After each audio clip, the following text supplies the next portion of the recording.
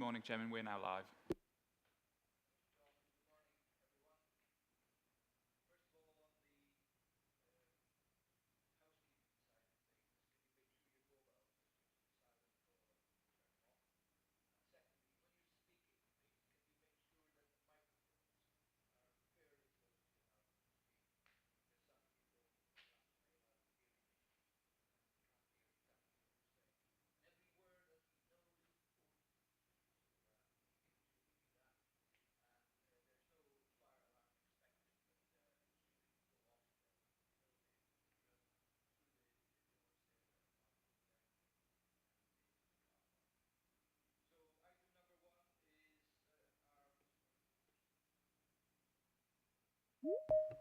Item number 1 are apologies for absence. Thank you, Chairman. We have apologies from Councillor Smith, Councillor Parkin, Steve Larter and Councillor Newton should be joining us virtually today. Thank you. Thank you, Tom. Declaration of members' interests. If you've got an interest, then please declare it and say why. And if you feel that during the meeting something comes up that you need to declare it at that time. First of all, Andy Ancliffe. Thank you, Chair. My regular declaration as a contributing member to the fund and an employee of Lincolnshire County Council. Thank you. Councillor Mark Allen. I'm a pension fund member and receiving a pension, Chairman. Thank you. Councillor Bob Waller. Thank you, Chairman. Just to say my daughter and her partner are both members of the fund. Thank you. Thank you. Anyone else? Yes, Councillor Pete Coupland. Yeah, I'm Southall representative of the PSPS company, which is a member of the Lincolnshire Fund. Thank you, Peter. Anyone else? That's fine, thank you. Moving on then to item 3, the minutes of the last meeting, which is held on the 9th of June. I don't think that is... Yep. In here, for some reason. Why have we not got minutes?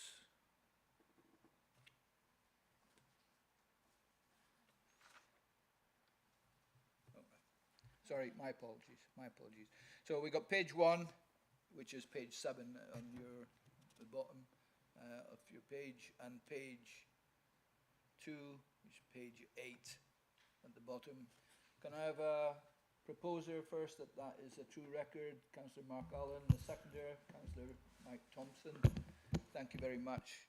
That is passed. Moving on, item 4, which is the independent advisory report. I'd like to welcome Peter Jones. Peter, you're online, I believe. Can you hear us all right?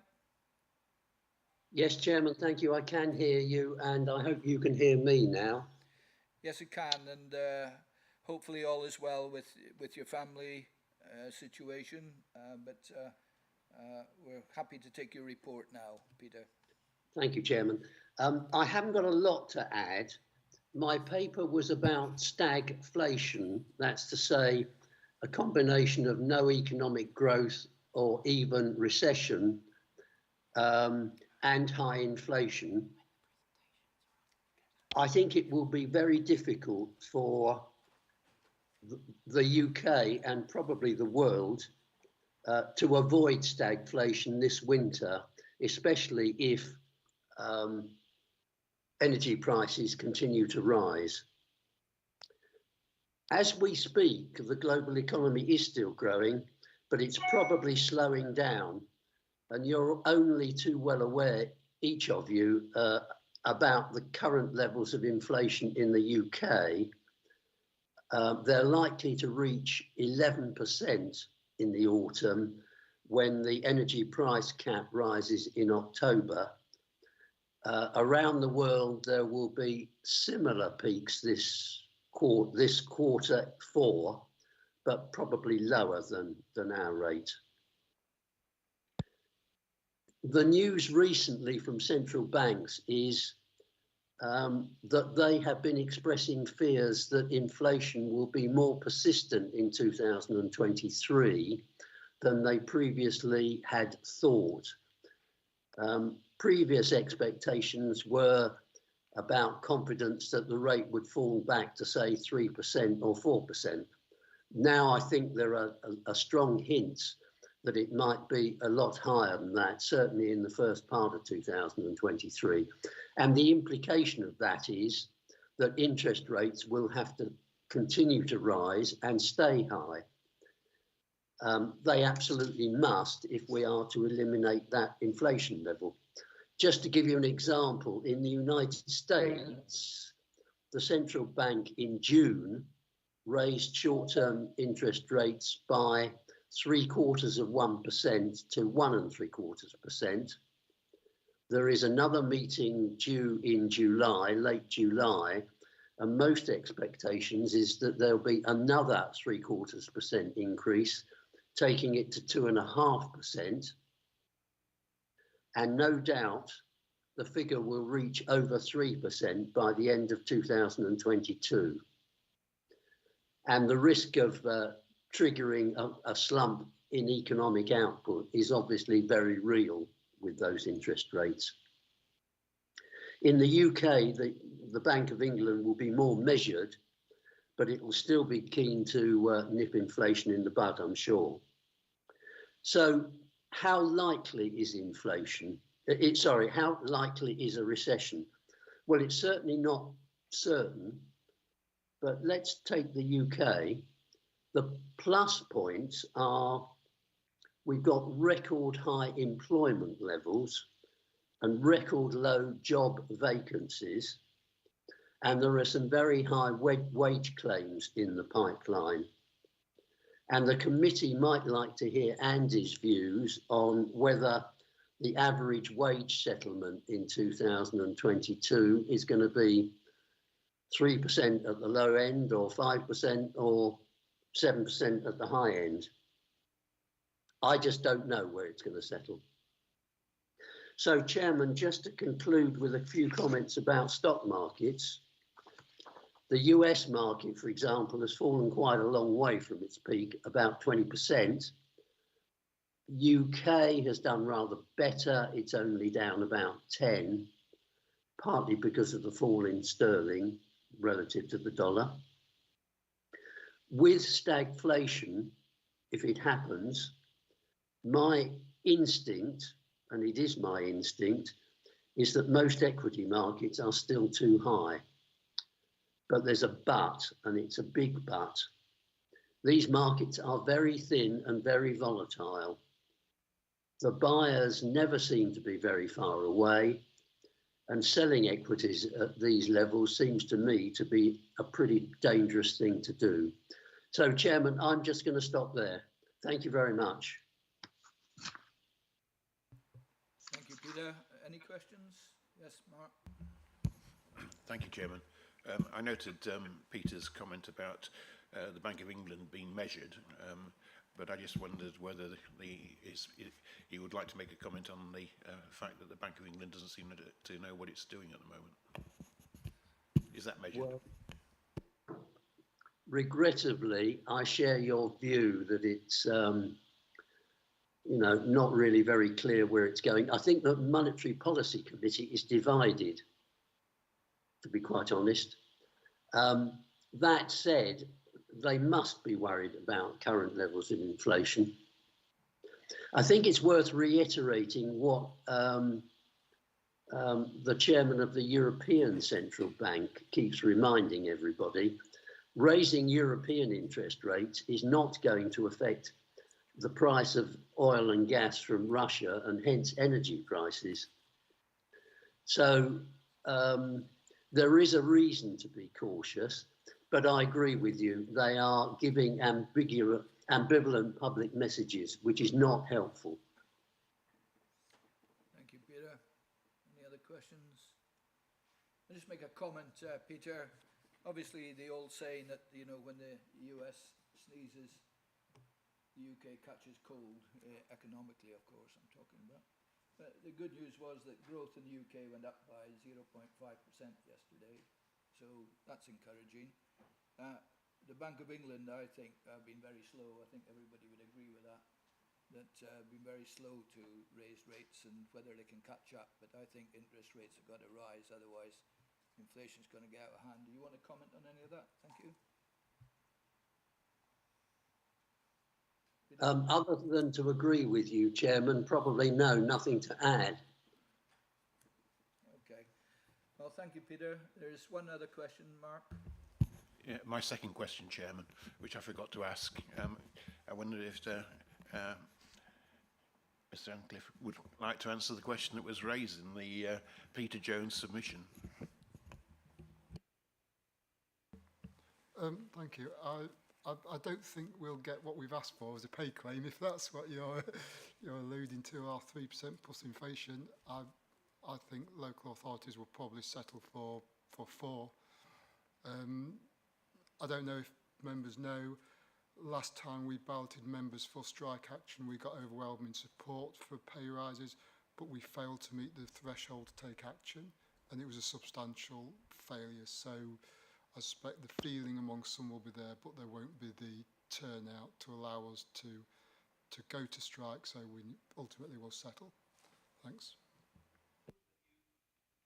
Most unusual to be questioning our current members. This should be questioning Peter Jones, who was the independent advisor.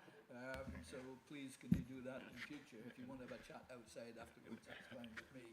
Sorry, Chairman. I just asked if he would answer the question that was raised. I didn't raise a question myself.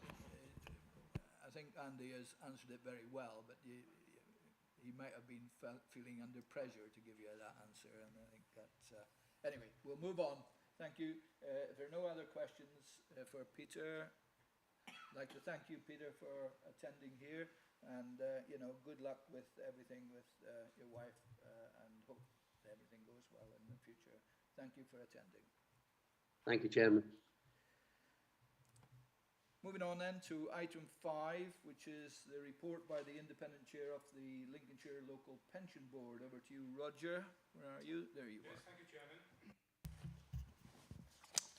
Chairman, I'm going to assume that everyone's read the fairly short paper and perhaps just talk to the conclusion, so the assurances gained by the board. First of all, on 3.1, it's fair to say that the board still has concerns about the progress on the data quality scores.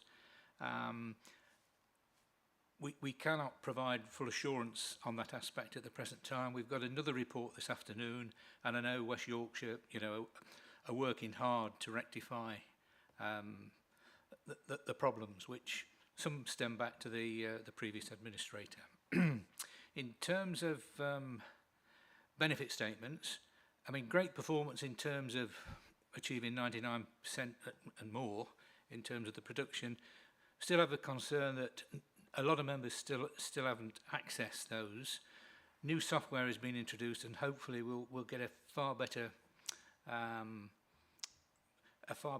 figure as to how many have accessed those when the 21-22 statements go out.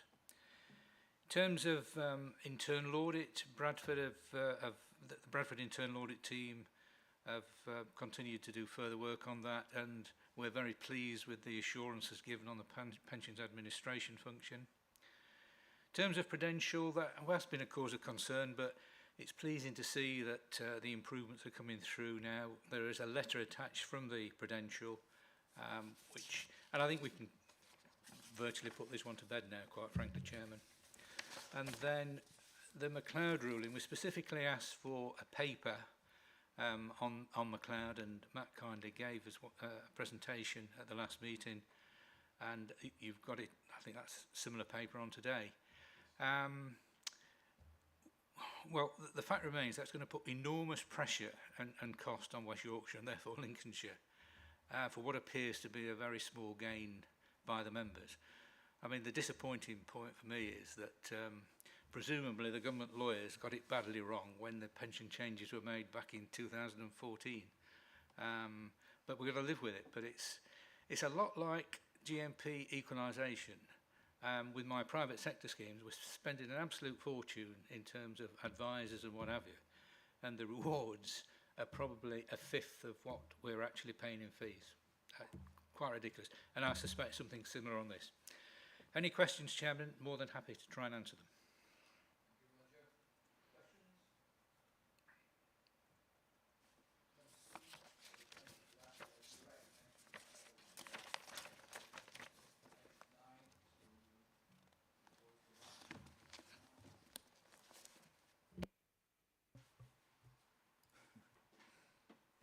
microphone on, that way it'll be easier, wouldn't it? I do apologise if you didn't hear me. Any questions? None seen. So thank you, Roger, for that. The MacLeod will come up later on, and we'll deal with that through Matt. So thank you very much for your report, Roger. Moving on, item 6, which is to receive the pension fund update report from Joe. Over to you, Joe. Thank you, Chairman. So this is the standard quarterly paper, and I'll just briefly run through the key points under each section. So section 1 on page 21 sets out the funding level change and performance over the period.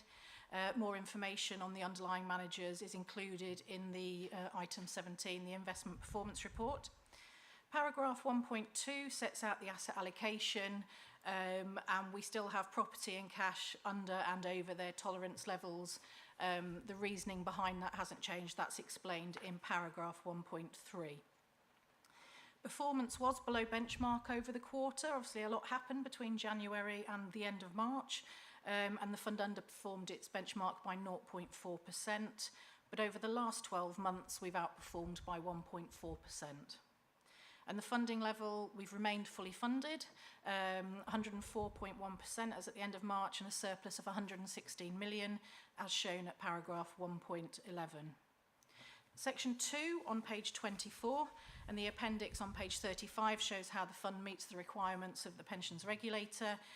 We still have one member of the committee yet to complete their TPR training, and if that gets done, then we will be able to move B12 back to green.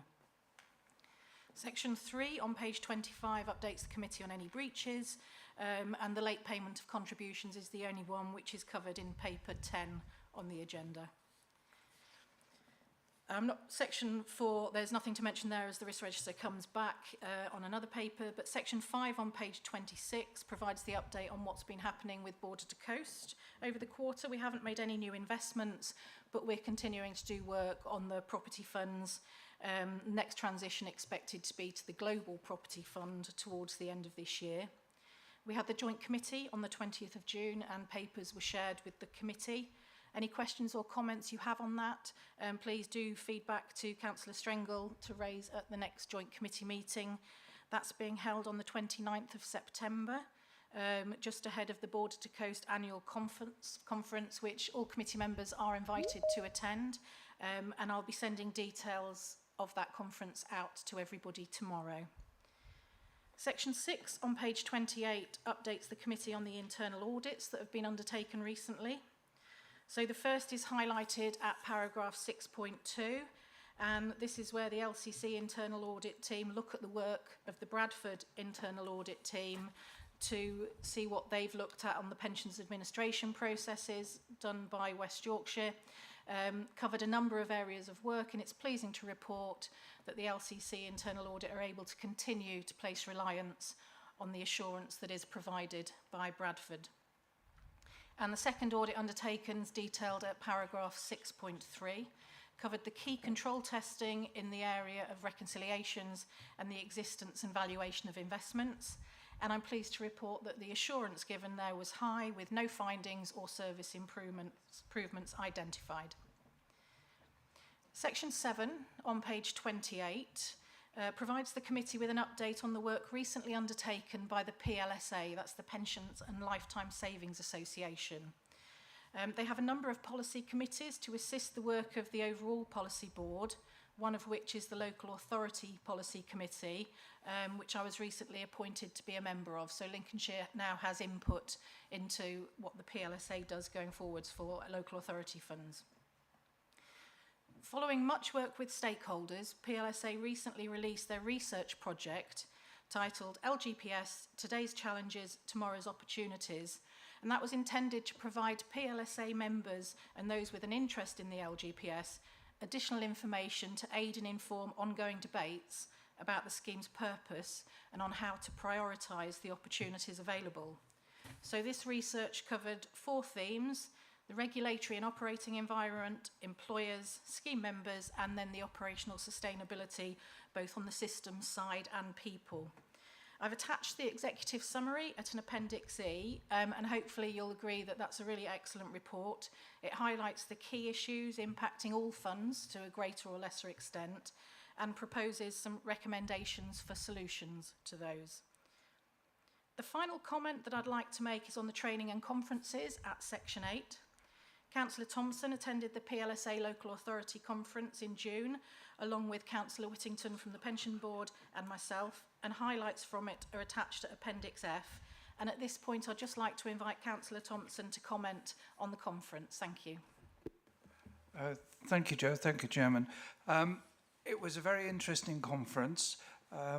Unfortunately, it's difficult to summarise 2 full days sessions in a few minutes. I have done some notes. I've done 2 sets of notes. One was the transcriptions from the conference items, and because that extended to several pages, I've summarised, and I'll go through the summary, which I'm happy to be circulated if you wish. The first one is the session from, I'm a bit confused on this, but ABDN, which I think was Aberdeen. In the past, they've changed their name to an unpronounceable. Just a quick note from that, the portfolio alignment, unintended consequences by focus on carbon targets, not solutions. Annual report from the Scheme Advisory Board was from Roger Phillips. The scheme assets increased to 342 billion 2021 with 1.8 million pensioners, many the lowest paid in public service. The COVID-19 impact was a slight reduction in life expectancy, 6.23 million membership with a rise of 1%, 67,000. Levelling up, it is the 8th largest scheme in the world, the LGPS, with a substantial increase in investments, mainly in pooled investment vehicles now. There was a request to share with committees audit issues, MacLeod, which was extended to those taking career breaks, climate risk and reporting regulations. The Scheme Advisory Board is to produce a scheme annual report. Pooling guidance updates, triennial valuation, impact on local government setting and benefits, responsible investment stewardship code, good governance project, GMP equalisation dashboard, and changes to HM Treasury control mechanism with the impact on the Scheme Advisory Board. So quite a lot to share. The detail, what was brought out was actually during the session, we were noted that this has all been posted on the PLSA Scheme Advisory Board website. So that information is accessible for anybody who wants to look at it in more detail. Session on evaluating climate risk. One particular point was that adaptation remains a poor relation to mitigation. The physical climate risks were explored, particularly flood risk, and it was noted that National Grid is moving substations on floodplains away from the risk areas. Another rather complex subject was the task force on climate-related financial disclosures, which I found out at the conference was what TCRFD actually stood for. And there was quite an interesting exercise in looking at data quality, governance. Sorry, this thing's playing up. The principles, the primary legislation is the pension regulations of 2021. There is statutory guidance from the Department of Work and Pensions in interpreting the law, which we were instructed to read with care. So the bottom line of this is to identify risk, to assess the risks, and to manage the risks. There was a part of a session on MacLeod, which I know we're going to cover later, but the response to consultations about the draft regulations is due in the autumn. The regulations are likely to come into effect in October 2023, but are retrospective to April 2022, and the applying of underpin protection between 2014 and 2022, but from 2022 career average scheme going forward with an underpin for new members.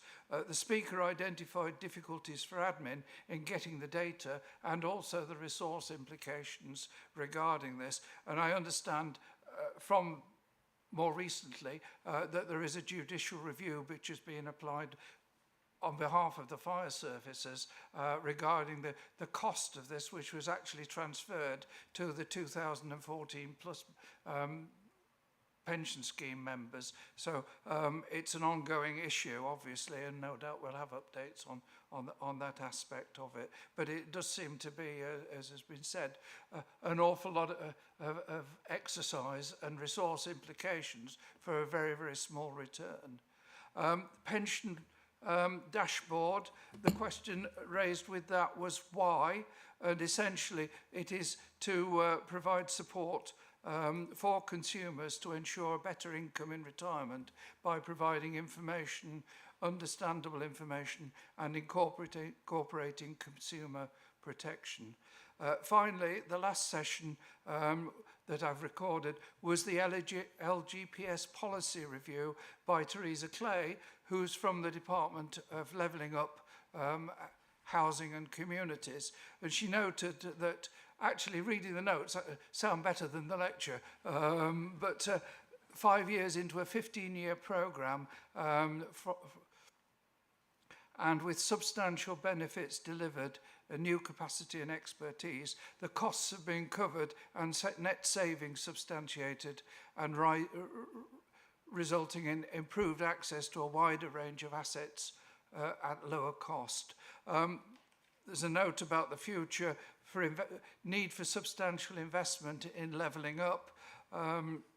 This seemed to be the focus, and although I think pooling was acknowledged, there seemed to be an underlying theme that bigger is better, with the government actually wanting to set the scale for greater collaboration beyond the pooling scheme. And there is a requirement to have or plan investing up to 5% of assets to support levelling up. So although the schemes presumably are relatively independent, there is there an underlying government directive in which way we should be going.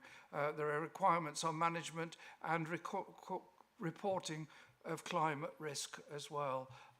So there's quite a lot there that the government is looking for and imposing on the pension, or likely to be imposed once the consultation is completed. I think that's probably summarises. There were other sessions that were attended, but I think those are the main points. Excellent, Mike. Thank you very much for that. I'm pleased you're able to attend. It is open to every member of the committee, of course, to attend these meetings. It's the first one I've ever missed, actually, in the Cotswolds. A very good meeting with PLSA and LGPS. So thank you, Mike, for your summarisation of that. More can be found, of course, in Appendix F from Hymans Robertson in this paper as well, regarding the meeting. And yes, as I said, it's good if you could attend them. There are many happening over the year. And if people want to, or members want to find out more, get in touch with either Joe or Claire, and they will give you the dates, etc., for those. I'm happy to announce that Councillor Newton has joined us online now, so we have another member attending. So welcome, Councillor Newton. And moving on then to item 7. Joe, I presume you're not quite finished. No, I was just going to ask if there was any other training or events that any of the other members of the committee had attended that they would like to share. And if not, then I would be happy to take any questions on, there's quite a lot of content in the fund update, so I'm happy to take any questions on any of that. Thank you. Any questions? Mark. I can't keep quiet, Chairman. I've got a question about audit and the audit arrangements within Border to Coast, but I'm not totally sure where to bring it up. Is there an item I could maybe bring it up at risk register, maybe. Is that a reasonable place to do so? Yeah, well, we can cover that now. I mean, obviously, as an FCA regulated company, Border to Coast has to be audited. It has its own external auditors, and their annual report will be, it's being taken to the AGM next week and then should be published by the end of the month. So we will share that, Right. and that will show the view of the external auditors there. But as I say, as an FCA regulated company, it has to meet all sorts of compliance requirements. So it's very heavily audited. Our internal audit do ask questions about the governance structure we have around Border to Coast, what the joint committee's role is, etc. So that has been discussed in previous audits that we've done with them, and that's part of the annual assurance discussion that we have with internal audit, so that they're satisfied that overall the governance of us as a shareholder and investor meets the level required. Does that answer your question? Well, it points me in the direction of where I need to read when we actually do get the Border to Coast annual report.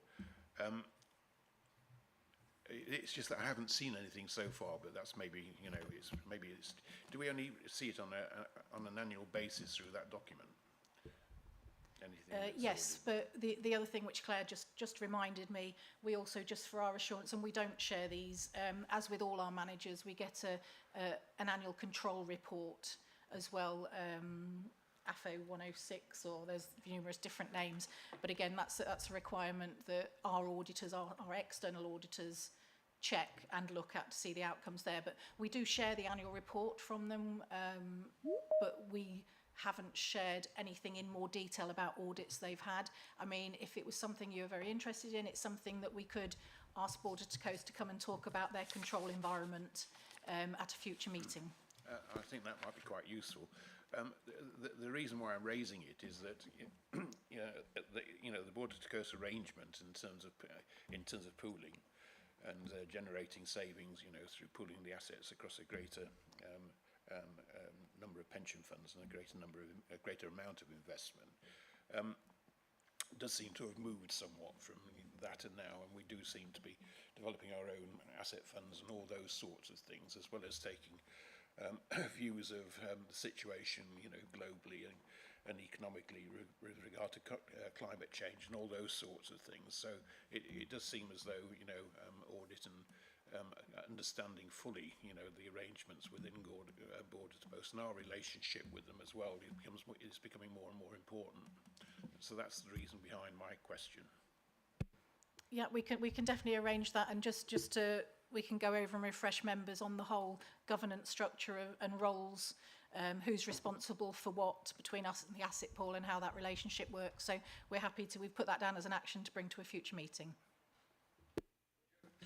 Well, just to say on that, Chairman, the pension board actually did a deep dive into the arrangements about 18 months ago, and that report, I think, was made available to the pension committee members, but it can be dug out and updated.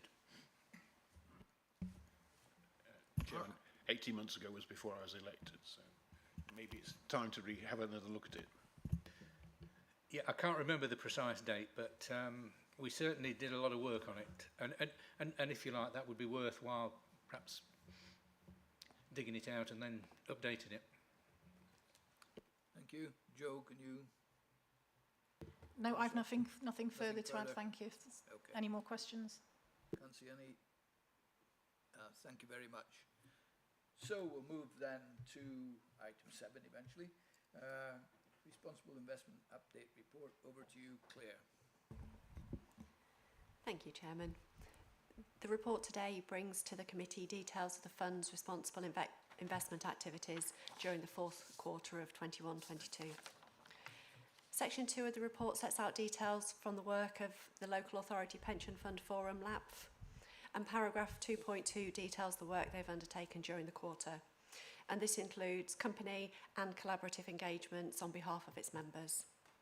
Further information on their activities can be found in their quarterly engagement report, and there's a link which is contained in our paper today.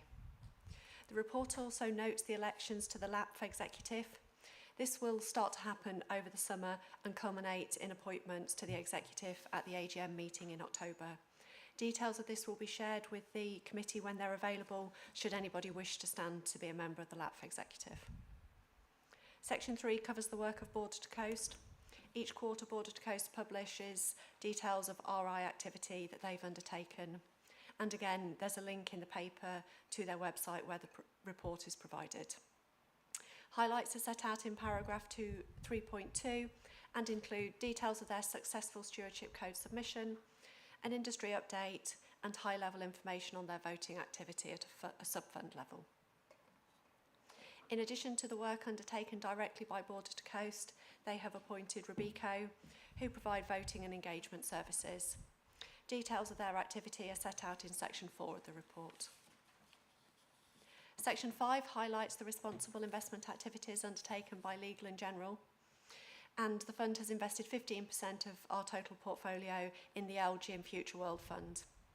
They also publish quarterly ESG impact reports on their website, and there's a link to this in our report.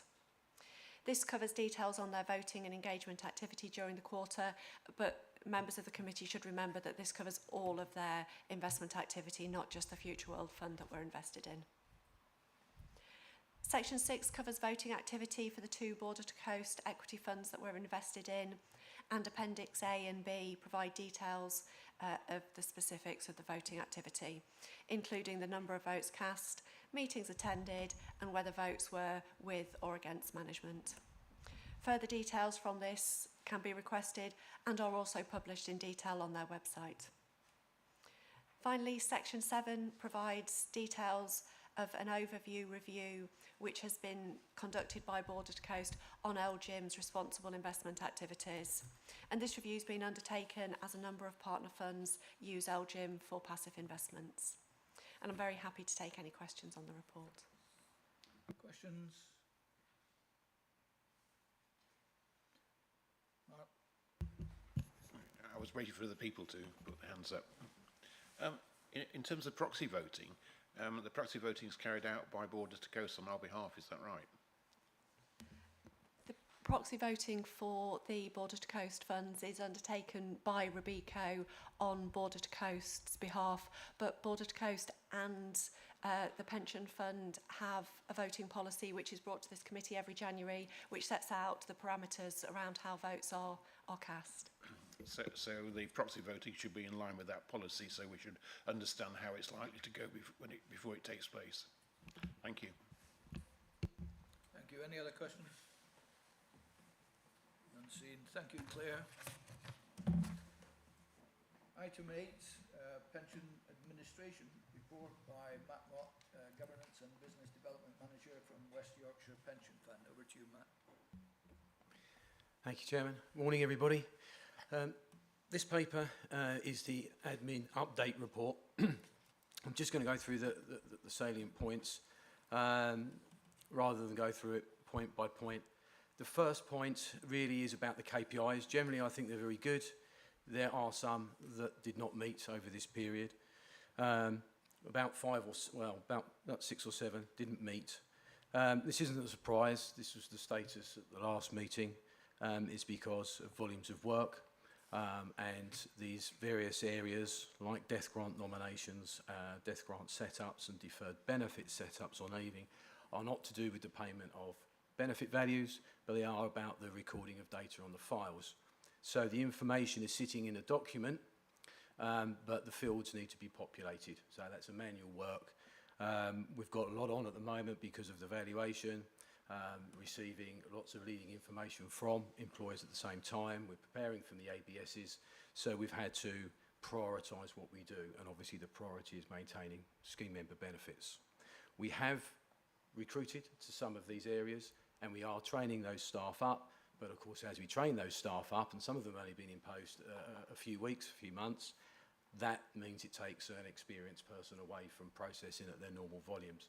But it is continually being reviewed, it's continually being looked at. And since I submitted this paper to Lincolnshire, I have contacted all our partners and our fire authorities and confirmed that we are reviewing our KPI processes. We have over the last year reviewed our IT. The whole framework has been reviewed, updated, even the servers have been replaced. We have even ensured that we are on the current, or the most current, and updated version of UPN, the Pension Administration System. What we haven't done for a while is reviewed the KPI processes we draw from this system. So I'm currently leading a project to review these KPIs to make sure that the measures are accurate and appropriate, and where they may have differing results to what we are publishing at the moment, going forward I should say, we will look at the process we're taking the data from. IT have developed a whole new suite of KPI reporting. That's a different method, a different way of counting it, but it is the same reports that you've got here. So there may be some changes going forward, and we will update the partners as part of our client meetings, and we'll update all pension boards as part of the update going forward.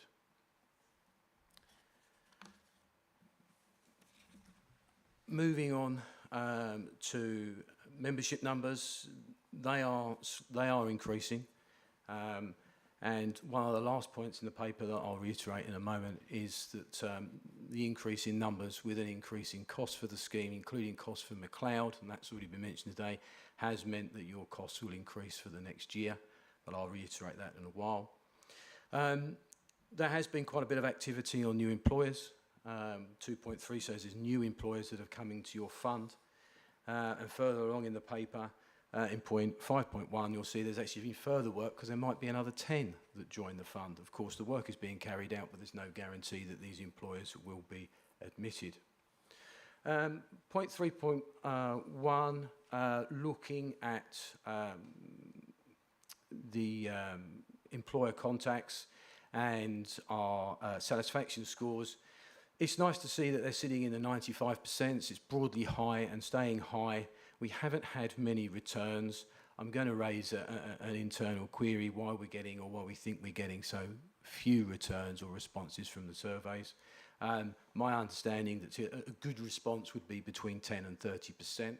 Under 10%, you wouldn't have enough of the membership, a cross-section of membership for a valid score, and over 30% often indicates that there may be some inducement.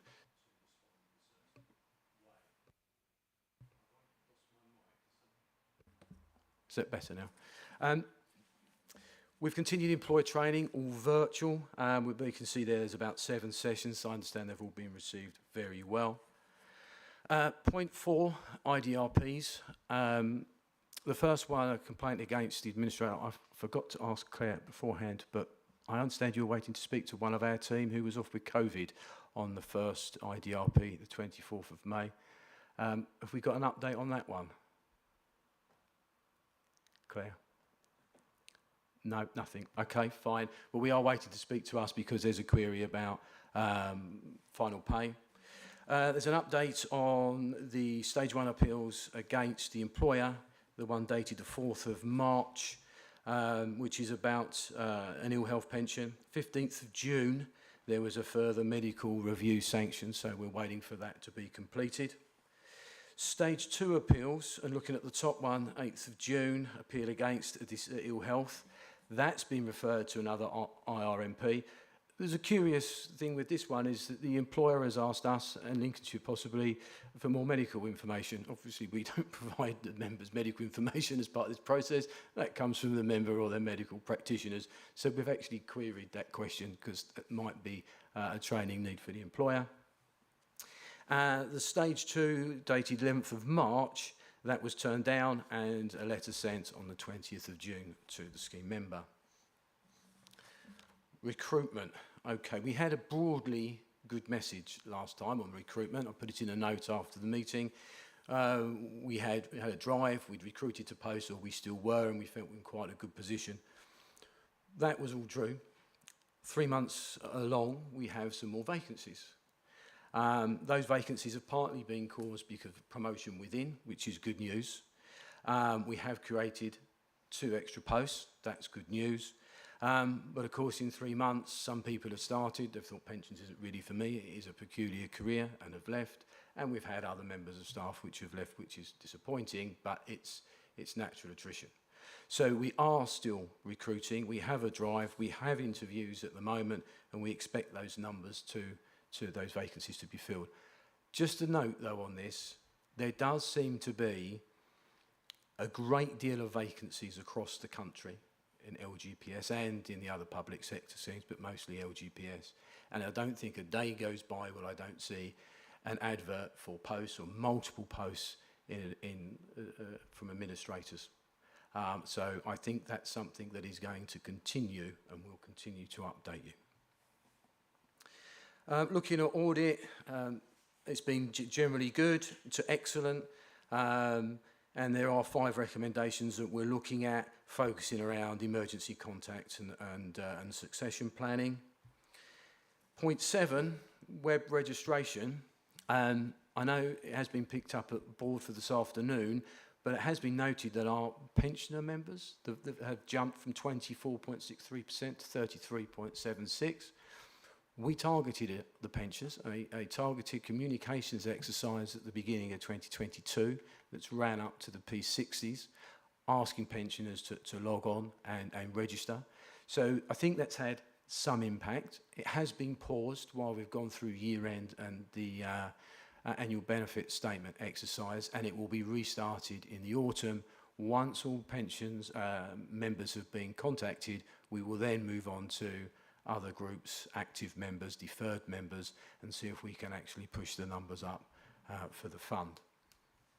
Looking to the costs, as I alluded to, increasing membership numbers are part of the reason, because I looked at this table and went back to finance and said, was there any reason why it's increased? But what it seems to be is there's been an increase to £3.49 per head, including costs for Civica and the MacLeod remedy, and there's been an increase over the measured period over the last year of 867 scheme members. So that combination has resulted in a significant increase in the costs for the coming year. But of course that's budgeted or estimated, and those figures will be reaffirmed as we go through next year. We haven't won any awards lately. We have attended them, but that we didn't win. And I think from that paper, that is the end of that paper. Happy to take questions on that or on the Appendix B with a technical update. And after questions, or if there is none, I'll quickly update on some of Roger's comments, if I may, Chair. Thank you, Matt. Yes, so we don't need to build another cabinet just yet for all the awards. Not yet, no. Okay. Any questions for Matt? None seen, so thank you again, Matt, and we'll move on then, if you're happy that you finished, yes? Yes, well, before, I think it's me next, isn't it, for MacLeod, but just a couple of points that Roger raised, if I may. Data quality. I agree with Roger. I agree with him last time, and we are doing our best to get those figures up, particularly on scheme-specific data. It is, some of it's inherited. It is about having the correct data on the fields in the records so that when we run our reports, which of course are digital, we can lift that data from the field. If it sits on an archived image behind the file, then we can't record it. What I can say to the committee today is that we had gone to market for an optical reader. This is a piece of information that can read the old paper documents, lift the data and then drop it into the files. Once we can do that, those missing fields will, really improve the data scores. Where we are at the moment is we've identified a provider and we need to introduce the provider to Civica, our software provider, to make sure the two systems can actually speak to each other. And at that point, if the test goes well this summer, then we'll be able to enter into contract talks and hopefully deliver that later on this year or early next year. And I hope that would then see the data scores really jump. Just to assure everybody, the data doesn't affect pension benefits into payment. It would have been taken into account when they were originally calculated, possibly by the previous administrator. It's just we can't report on those fields because they don't sit on the digital records. Annual benefit statements, it is a perennial problem. Before they were digital, You know, people used to put them in the drawer or think they were junk mail and put them in the bin. Then they would phone up for estimates and we would do more work than we need to do. So I agree we need to know so that we can target people, you know, if they've looked at these, whether they've looked at the paper version or they've looked at a digital version. So again, this extra communications exercise, which will recommence in the autumn, hopefully will get people looking at their annual benefit statements. Furthermore, we are still engaging Civica regarding software that will allow us to see that the scheme member has actually accessed the annual benefit statements on my portal, and indeed anything else that they may have looked at, personal information, pension values, annual benefit statements. We engaged with them 3 months ago. They did say it's possible there would be a delivery and we would test it. We still haven't got a date for delivery, and I've already raised that internally. And the last thing about McLeod, yeah, and it's been mentioned twice, the costs are astronomical. I mean, I've seen figures banded around between 2 billion and 6 billion pounds nationally. It does put everybody under pressure, from these committees and boards across the country through to the administrators. And yes, the 2014 regulations were, well, they were rubbish. They weren't just wrong, they were rubbish. But anyway, we've got what we've got, and hopefully that leads us into my next paper, which is about McLeod. Is Item it number 9. Yes, number you 9? can move in now, Matt. Yeah. So I believe there's some slides to go up. I'm not going to take you through the report as such. I was going to take you through some slides because it is quite complex, and this might be easier. If you've got any questions as I go through the slides, please shout as we go along, and then quickly, just a minute or two after that, the slides, I will look at some of the figures in the report. So is it Josh? Do I just shout when we're ready to move on? Okay, right. Well, McLeod's been mentioned a couple of times this morning anyway. So could we go to the next slide, please, Josh? Right. What I'm going to do here is I'm just going to take you through the process and the timeline since McLeod, or since we had the 2014 regulations. So the LGPS came into effect, the care scheme came into effect from the 1st of April 2014. What we did that day was really good and set us aside from the other public sector schemes, because we closed the final salary scheme to all membership, that's for active members, and we moved everybody on the 1st of April into the new care scheme. Other public pension schemes introduced a separate scheme from the 1st of April 15, and they retained some of their membership in the old final salary, or what is now known as a legacy scheme. They did it on a temporary and sometimes on a permanent basis, and the qualifying criteria was based on age. Can we move that on, please, Josh?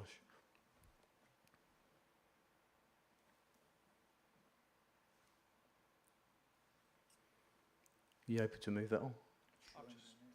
Sorry, I've got to move mine or not. Man, that's the first moment today. Go on, right, okay. Right, so what is McLeod? It's a legal challenge by members of the firefighters and the judges' pension scheme. They challenged protections that were given to scheme members in 2012 who were within 10 years of their normal retirement age. Now, for the LGPS, that would make the members 55.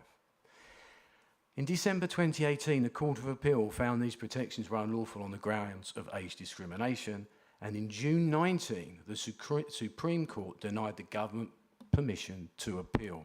So at that point, now nearly 3 years ago, there were significant issues. Move that on, please, Josh. Right, so that ruling only applied to the judges' pension scheme and the firefighters' pension scheme.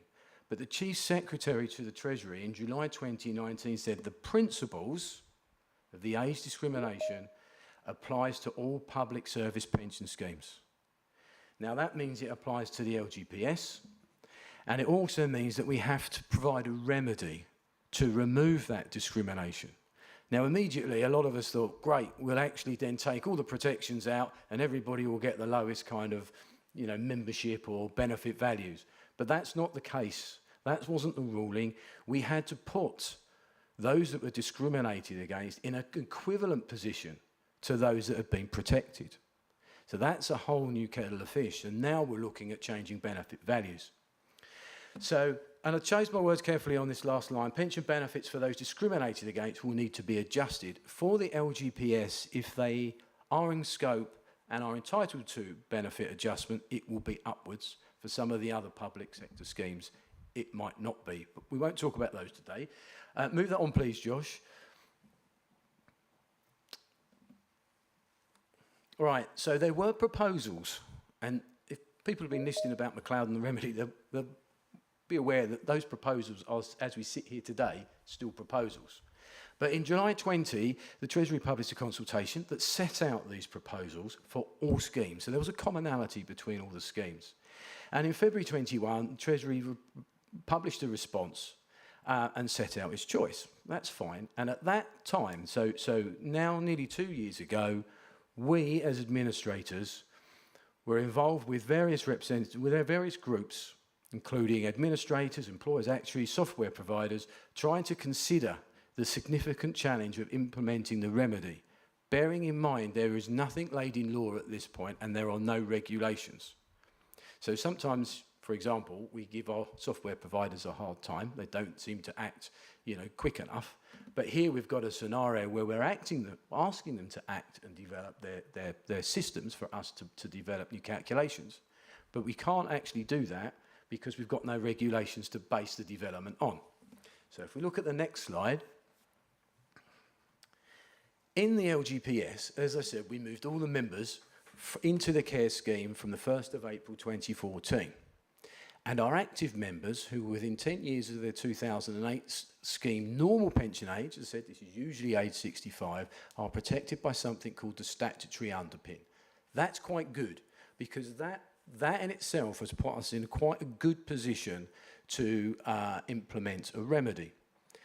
Very simply, that underpin meant when somebody retired who was entitled to this protection, we would perform two calculations.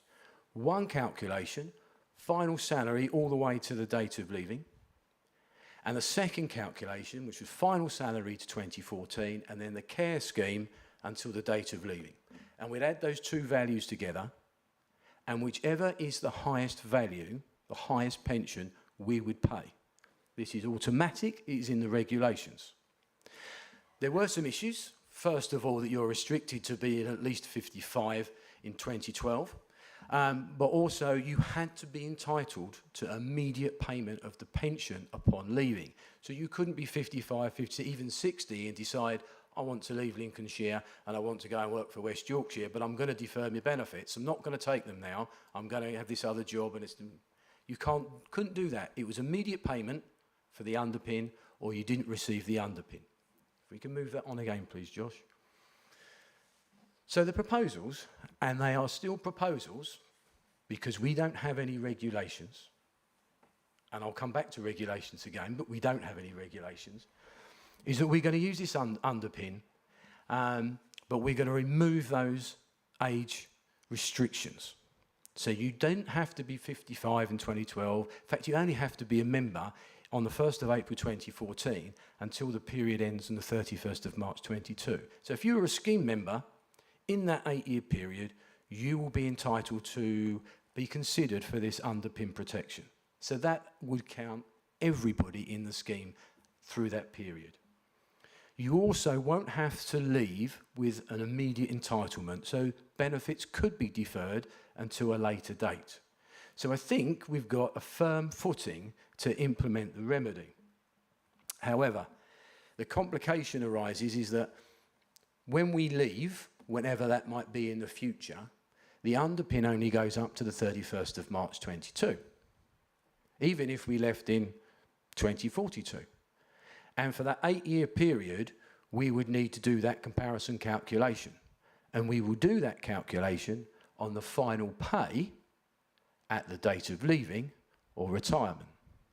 Now, if the date of leaving is before retirement and benefits have been deferred, we would do that calculation there, and then we would do the calculation at a later date, i.e. when they're put into payment.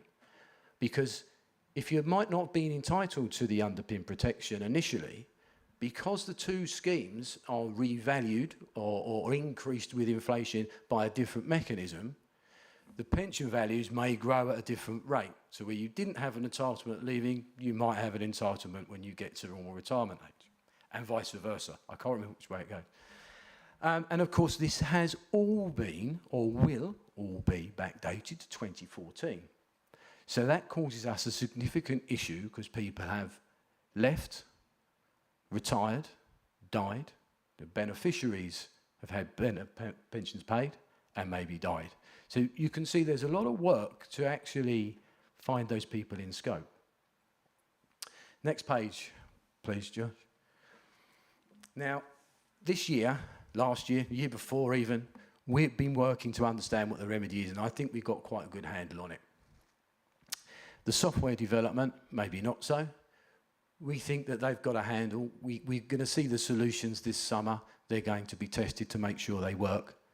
And we need to apply the remedy then, to identify the discrimination amongst our scheme members. And I'll show you the numbers on the paper a bit later. We have been working quite hard with employers and other funds to make sure the data is right.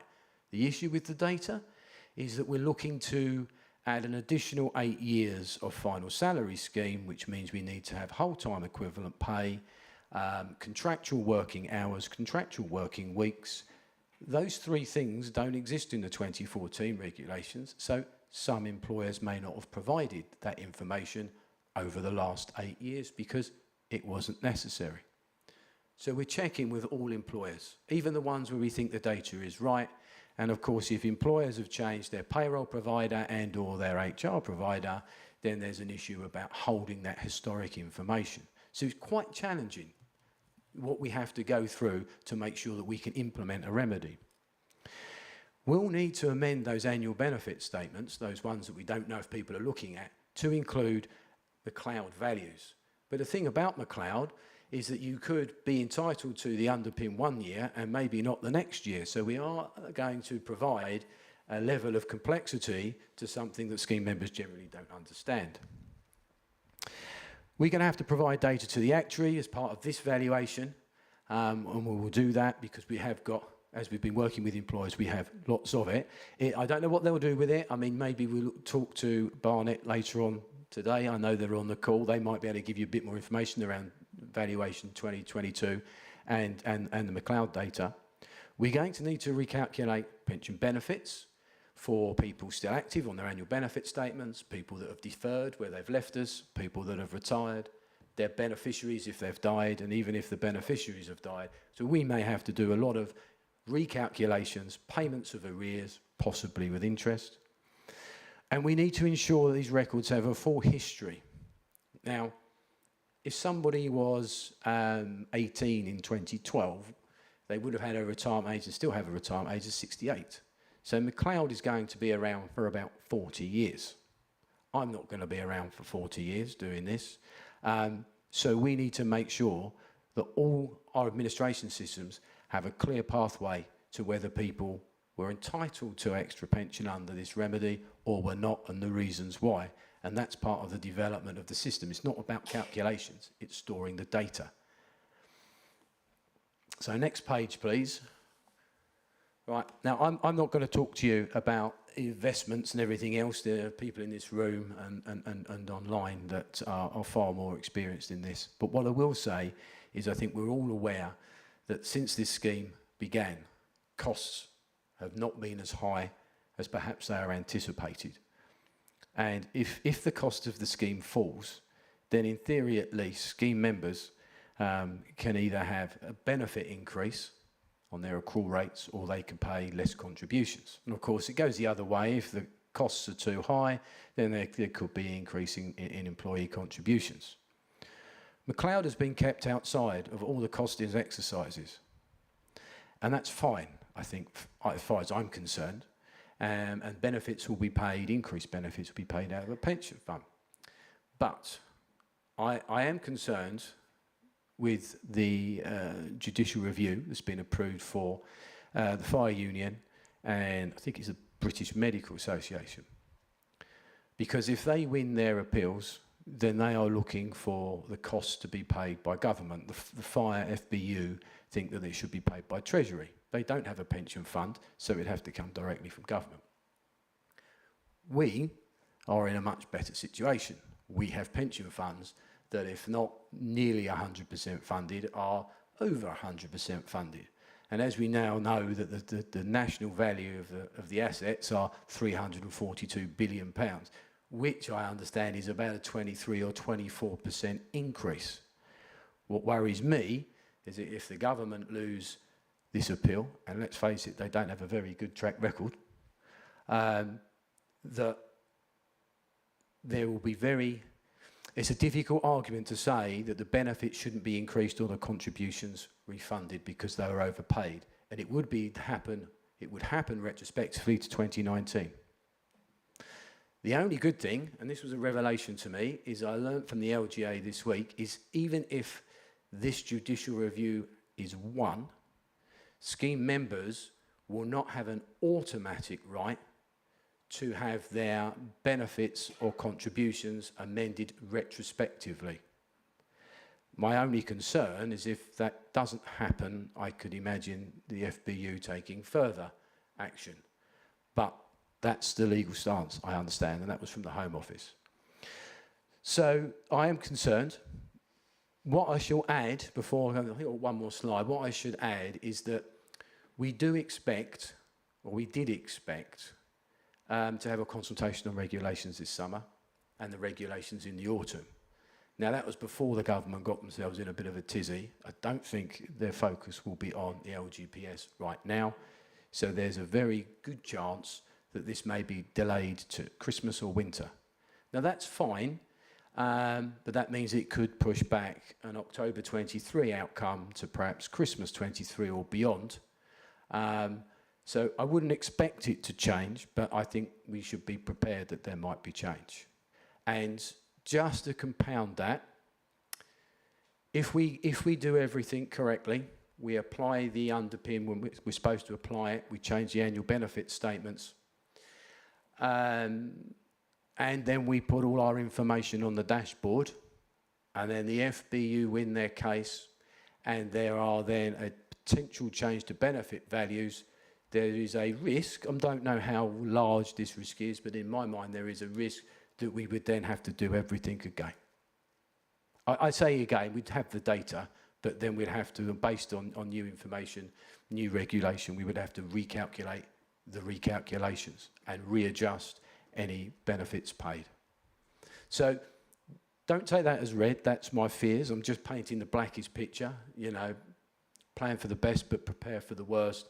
We're not by any way close to getting to the end of this McLeod remedy. So what are we doing now? There's another slide there, Josh, please.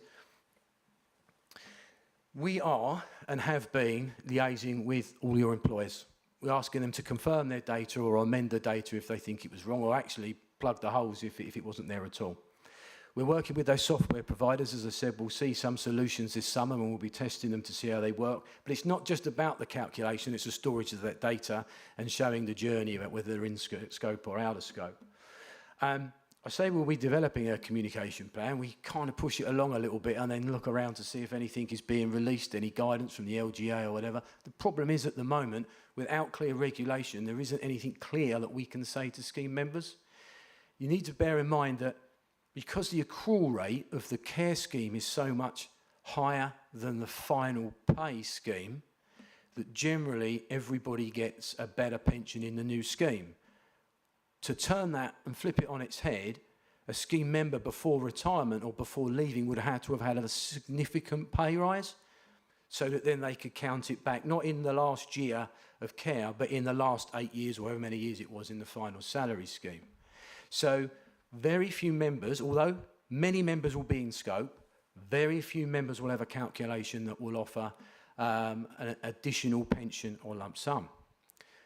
If you look at the consultation documents of 2021 and the examples at the back of that, the examples were talking about increases of £60 or £70 a year. I myself know of one administrator who might benefit by as much as £400 or £500 a year, But generally, I think you could be looking at increases in double or even single figures. So this is what's been alluded to this morning by the councillor and by Roger. There is a lot of cost and a lot of effort and a lot of pressure, but this really isn't a cash cow for the scheme members. It's a smidge more membership, so therefore, a smidge more pension. But we don't know those values because we don't have a regulation to hang our hat on, so our communication is very thin on the ground. But as soon as we can get those regulations in place, and perhaps there's some guidance from LGA, we will start to communicate with those people that are in scope. We regularly are in contact with our peers around the country, so we're talking to the Scheme Advisory Board, we're talking to DLUC and LGA, and on all the partners in the LGPS. We don't have meetings about McLeod. I mean, I think we've probably gone a little bit mad if we were, but it tends to crop up in most of our meetings. And if we have questions and concerns, then we air those. So we do know where we are, and broadly, it's going quite well. It's just those unknowns about regulations and timing and dashboard and the judicial review just really keep us quite concerned. So that's the end of the presentation. Before I take any questions, just to take you through some numbers in that board report. This was done about 18 months ago. It's where we started to assess the membership and how many members for Lincolnshire might be in scope. And I'm sure you've seen there's 14,000 scheme members, give or take. It will change because people start and leave and die, all the rest of it. But 14,000 of Lincolnshire scheme members will be in scope, we think. And of those, there's over 7,000 active. There's nearly 3,000 deferreds. We know at the time of that report there was 155 scheme members that had died that are in scope. That could now be more. There could be more deaths and less active because those figures will ebb and flow. There were 220 transfer out, so that means we've got to liaise with other schemes, probably LGS funds, but certainly other schemes, and there could be more transfers out, and we would have had transfers in and new starters. So what we can see from that is 14,000 potential recalculations, and we don't know yet how many of those will result in an underpin increased payment to the scheme member. But hopefully you can understand from my slides and from those figures that it's complex, we're not through the end of it yet, and there's a lot of work for everybody. Any questions? Thank you, Matt. You've certainly got your work cut out, yes. Any questions? Andy first. Thank you, Chairman. It's really just as, I mean, you have alluded to it, but the communication, if a member rings up, what do you tell them? Do you tell them, we don't know, nothing? Yes, I think pretty much. Then that's what's quite scary when we think about communications and having a strategy, is to put it in black and white is going to just, it's going to set everyone running, isn't it? It's going to set their hairs running. You're telling me I could get something, but you don't know what it is or when I'm going to get it. This is a massive thing, and it is. But of course, what they immediately think is it's going to be a significant amount rather than £2.50 a month or whatever it will be. So I think when they do contact us, we have to be completely honest and say, it is changing. It has changed. The discrimination is now in law. It has been since March, but the regulations aren't there. That you will never lose out when we do get to pay. If you are in scope and you are entitled to an increase, we will write to you, let you know, and it will be paid, and we think it will be paid with interest on top. So, and we can only say that and then refer them to all the information that is out there from DLUC and LGA, and there are some good notes, and we can pass it on, and the information's on our website. The problem is, because it is complex, the more information we give people, the more confused they may be, or the more their expectation will be that they're going to get a windfall, and that couldn't be further from the truth. So that does worry me. It's a very difficult thing, and with groups with other administrators and the LGA and DLUC, and our advisors, and I think everybody is in broadly the same position. We'd love to explain it to scheme members, but until we've got something, a number, whatever, even a date where it might be likely to come to fruition, what do you say? And I haven't got an answer to that. Okay, Mark. Thank you, Chairman. This is one reason why pension schemes and local government pension schemes become so complex, of course, I think, isn't it? You have my sympathy. Thank you. Bob. Yeah, I'd just like to say, when I first read about this, or tried to read about this, I was slightly confused, or very confused. I would just like to add as a comment that I found the presentation and the slides very informative, and thank you. Thanks very much. Thank you, Bob. Any other questions?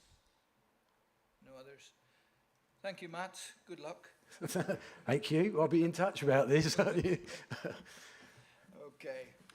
Just before we move to item 10, I'm proposing that we have, after item 11, we shall have a break for about 5 minutes, just a comfort break, cup of tea, whatever you want.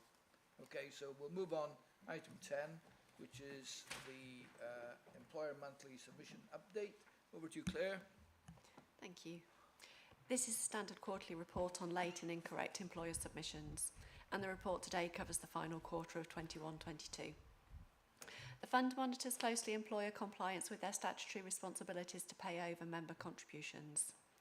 And just as a reminder, contributions should be received by the fund by the 19th of the month following their payroll. The fund classes any employer as late if their cash or the supporting data is received after this date.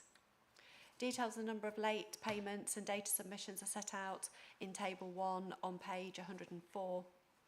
And as you can see, there's been generally good compliance from employers. The area of poorest performance is the submission of the data return. As a fund, we don't have any specific concerns about employers to bring to the committee this quarter. Employers who miss the fund's deadline for 3 out of 6 months on a rolling basis are fined unless they can offer extenuating circumstances.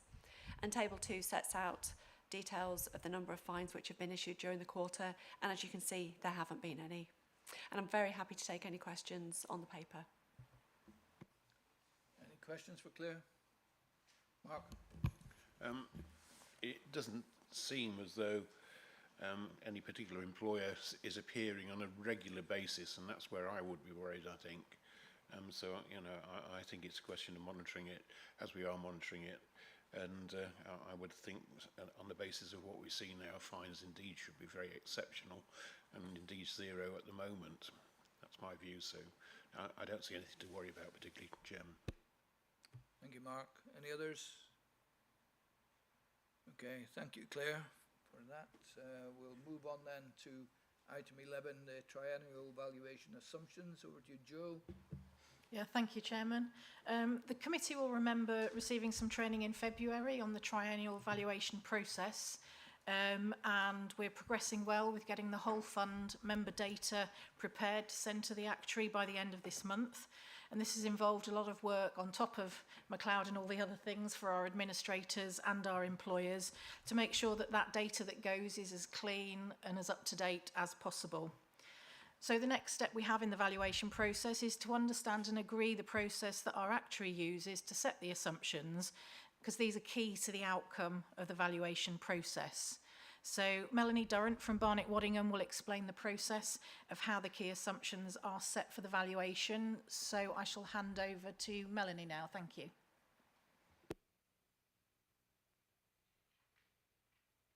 Hello, everybody. Can you hear me? Yes, we can. Thank you, Melanie. Carry on. Great. Thank you, Chairman. Thank you, Joe. I can't see you, so if there are any hands being raised or anything, then just let me know. And I'm also not controlling the slides, so I'm going to look to Josh to help me to do that. But I understand I've got about 30 minutes, so is that right that you want to take a break after my slot? Is that okay? I think we've still got a lot to go after that, so I think we That's can hold fine. out to then. Thank you. Okay, good. Just checking. Fine. So today I'm going to talk to you about the actuarial valuation as at 31st of March 2022. I'm not going to go into the background, although happy to do that at any other stage if you have any questions. But as Joe said, we did some training on that earlier in the year. So this piece of the valuation jigsaw is all around the assumptions that we're going to be using to feed into the process, because it is a year-long process, and this is one of the first steps. Really, there's still a lot to do, but the assumptions we can start thinking about and setting those as part of that process. So that's what I'm here to talk to you about today. I should note that they are proposed assumptions, not final assumptions. This paper needs to be updated up to the end of June, which we've got to now, so I can give you a verbal update. But the paper isn't the final assumptions, and it also doesn't include some of the longevity assumptions around life expectancy as well, because that's done by a separate team, and that analysis is ongoing based on your scheme and your data. So I'll talk about that in a bit more detail as well. But so it's still subject to change. I guess that's the point I'm getting at. And so we're interested to hear your views on the proposed assumptions. If we could just move to, I think I'll spend most of my time on pages 3 and 4. So if you could just move me on to page 3. Thank you, Josh. So it's important to note with these assumptions that we're very much thinking about the long term. There's been extreme short-term volatility in all sorts of different areas, as I'm sure you're aware. We could spend half an hour talking about inflation, which is obviously very high at the moment. In the short term, we've seen very volatile mortality over the last few years because of the pandemic. We've also seen, as a result of that, very volatile asset returns. It's been a pretty volatile intervaluation period for a number of reasons, but we have to not get distracted by that short-term volatility. And when we're setting assumptions, we're really focusing on that long-term piece, because the LGPS and your fund is going to be paying out benefits for the next 80 years, hopefully, because there's people in there that are 20 in their 20s, and they aren't going to retire for quite some time yet. So it's very much about the long term. So although there have been volatile experience, it's important not to get too distracted by that when we're thinking about assumptions. But anyway, so if I spend some time going through the executive summary rather than going page by page, but I'm happy to focus on particular areas that you want to spend more time on as we go through it, that's fine too. So if we start on the left of this diagram, for want of a better word, all about the methodology.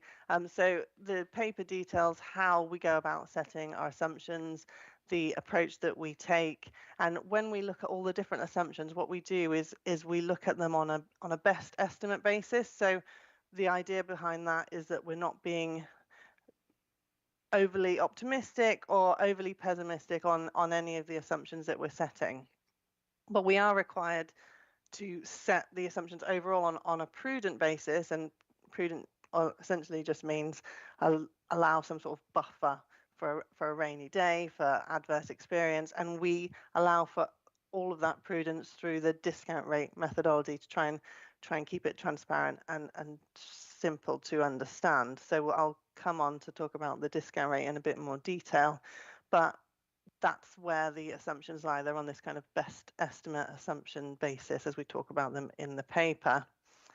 The model that we use is a very tried and tested model by Barnett-Waddingham. We've been using it for a long time now, and obviously it's been tweaked along the way, but one of the main characteristics of the approach is this smoothing model. So we look at the valuation date, which is 31st of March 2022, and then we think about the assumptions either side of that over a 6-month period. So we actually look at market movements from the 1st of January right up to the 30th of June and try and take an average, because for example, the recent volatility that we've had, it helps dampen out some of that when we're looking at the long-term assumptions to use. So that's the model, that's the method. It gets tweaked every time, but it's very much a tried and tested model. I spent some time talking about inflation, which is obviously very topical at the moment, and Peter spent some time talking about that earlier. But we need to make an assumption about what this inflation is going to be. So actually taking it back a bit, we need to think about assumptions for the financial purposes. So what are the benefits going to do? What are they going to increase by? What are the investments going to do? What are they going to increase by or decrease by? And think about the financial element, like how much is the pension going to be? How much are the benefits going to be? And then on the other side of that, it's the kind of statistical demographic assumptions around when are those benefits going to be paid? How long are they going to be paid for? Are they going to be paid out early because of a death in service or late because of a late retirement, that sort of thing. So you can almost think about the assumptions in two parts. But the inflation is one of the key financial assumptions because that is what all the benefits are linked to, all the care benefits especially, and all the revaluation, not the final salary benefits, but I will talk about the salary increase assumption separately. But all the care benefits anyway are linked to inflation. So we go through a process of looking at long-term inflation. So obviously it's very high at the moment, but we're focusing on the long term, and we look at the Bank of England statistics at a duration of around 20 years. So we try and estimate how almost the average term that the benefits are going to be paid out, and that is around 20 years. So we're really interested in what inflation is kind of going to average out over those 20 years, and we use the Bank of England statistics to feed into our inflation assumption. We do make some other adjustments which are detailed within the paper because we are using RPI for starters, and actually the benefits are linked to CPI, and that is a lower inflation index, so we need to make an adjustment to make sure that we get an appropriate amount. So there's a few adjustments that go on, and that's how we end up with our assumption. But even though I'm talking about the long term and the short term spikes being quite high, we are seeing that over the long term there is an increase, a smaller increase in long-term inflation as well. And what that does is place an upward pressure on liabilities because we're saying benefits are going to cost more, and also therefore primary rates because benefits are going to cost more. We're not seeing long-term inflation in any sort of scale as we are in the short term, but we are seeing some upward trends. We can come back to inflation, but moving on to the discount rate. So the discount rate is sort of another word for the investment return assumption, and that's what we are assuming all the investments that you invested in as set out in the investment strategy statement increase over, again, the long term. So what we do, we've got the information from the fund about what goes into that investment strategy statement, and we look at all the different asset classes and apply a return to each of those classes based on market statistics and also benchmarks from the different funds that you're invested in, and come up with a weighted average return. That is that best estimate return that I'm talking about. Oh, hello, that's me. I've lost the report. It doesn't matter, I can carry on talking. But Josh, if you could get the report back, that would be great. Yeah, so we look at the different investment returns, weight them by the investment strategy, and then we also include a few adjustments therefore for the prudence. Like I said, all of the prudence goes through the discount rate, and also there's also an allowance for expenses that goes into there as well. And then we come up with a overall long-term investment return or discount rate figure that we use. And we're actually expecting there to be a decrease in the value of the liabilities because of the assumption that we're using on the discount rate. So we're expecting it to be slightly higher than compared to 2019. So I guess simply what we're saying is we expect long-term rates to be slightly higher than we were expecting back in 2019. But we can come on to talk about that in a bit more detail.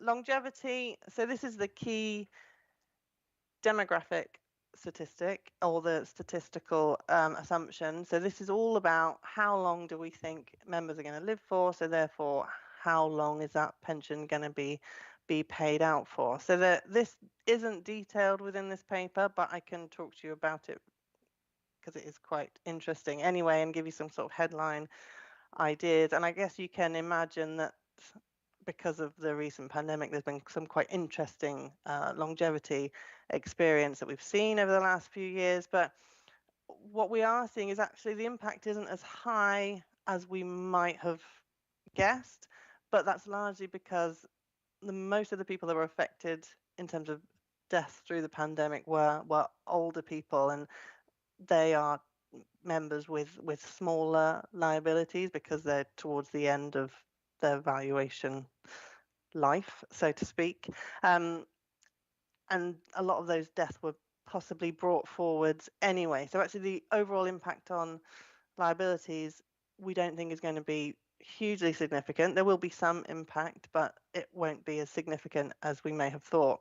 But what is more significant is what that's done to the future improvements model, which is an assumption that we use to look at longevity going forward. So how do we think the rates of life expectancy are going to change in the long term?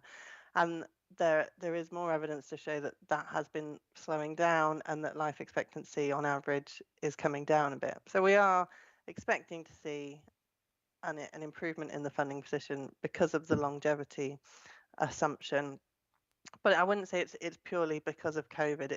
That was a trend that was happening before COVID anyway, that the rate of improvement of life expectancies increasing is actually slowing down a bit.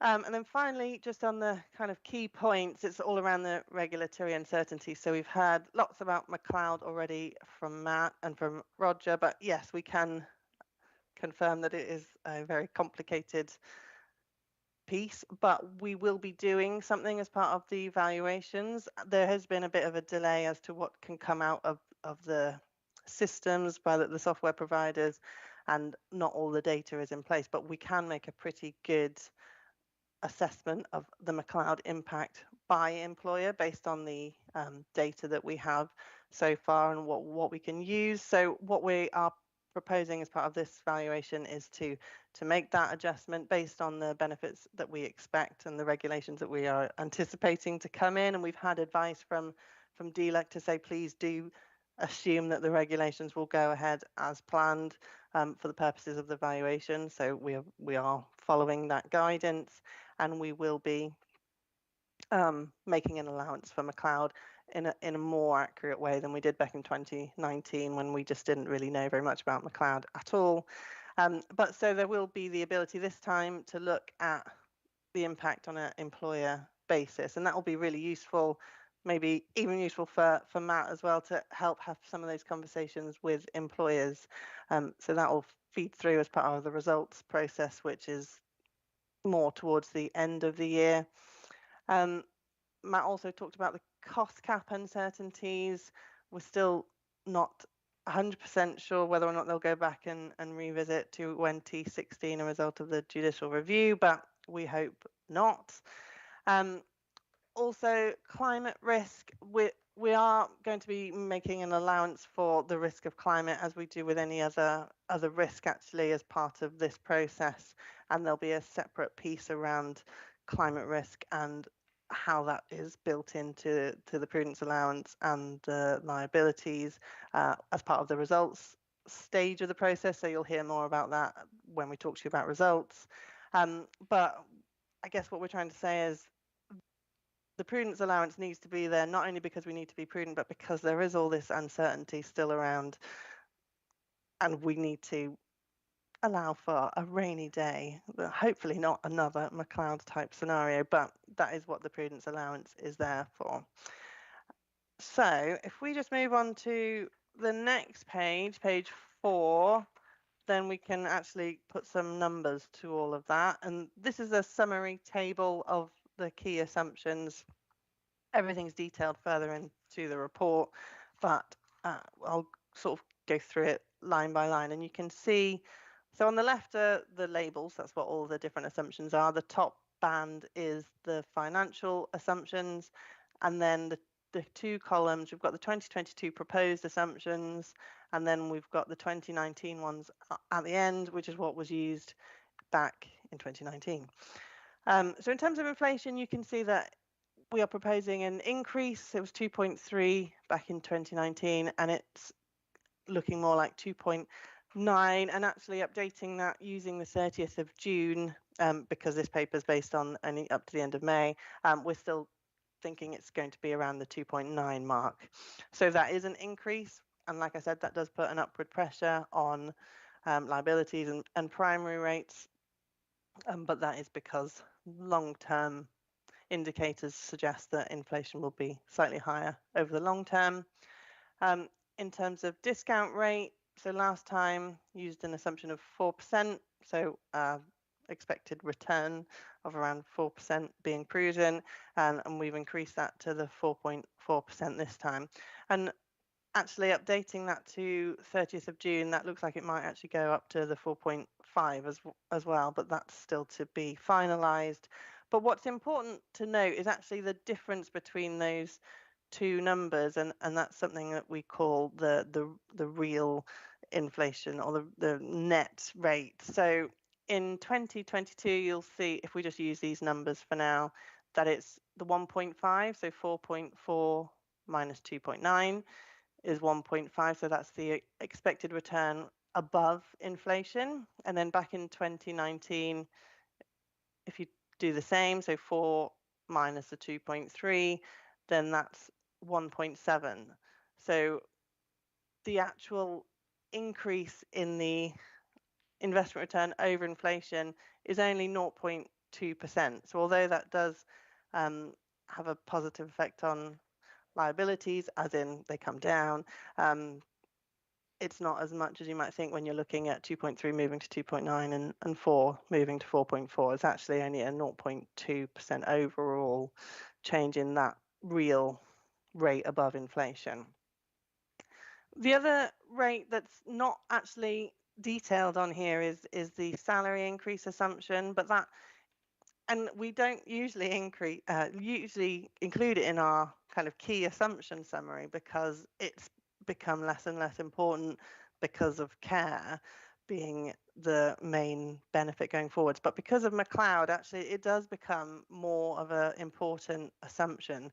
And essentially, the higher your salary increase assumption is, the more likely it is that your McLeod underpin is going to bite, because you're essentially, when we're doing our McLeod calculations, we're trying to work out which one is better, whether they were in care or whether they were in final salary. So the higher that final salary assumption is, the more likely it is that an individual member is going to have that underpin bite. But I do detail it on page, let's have a look, but don't worry about moving it, we can move it later.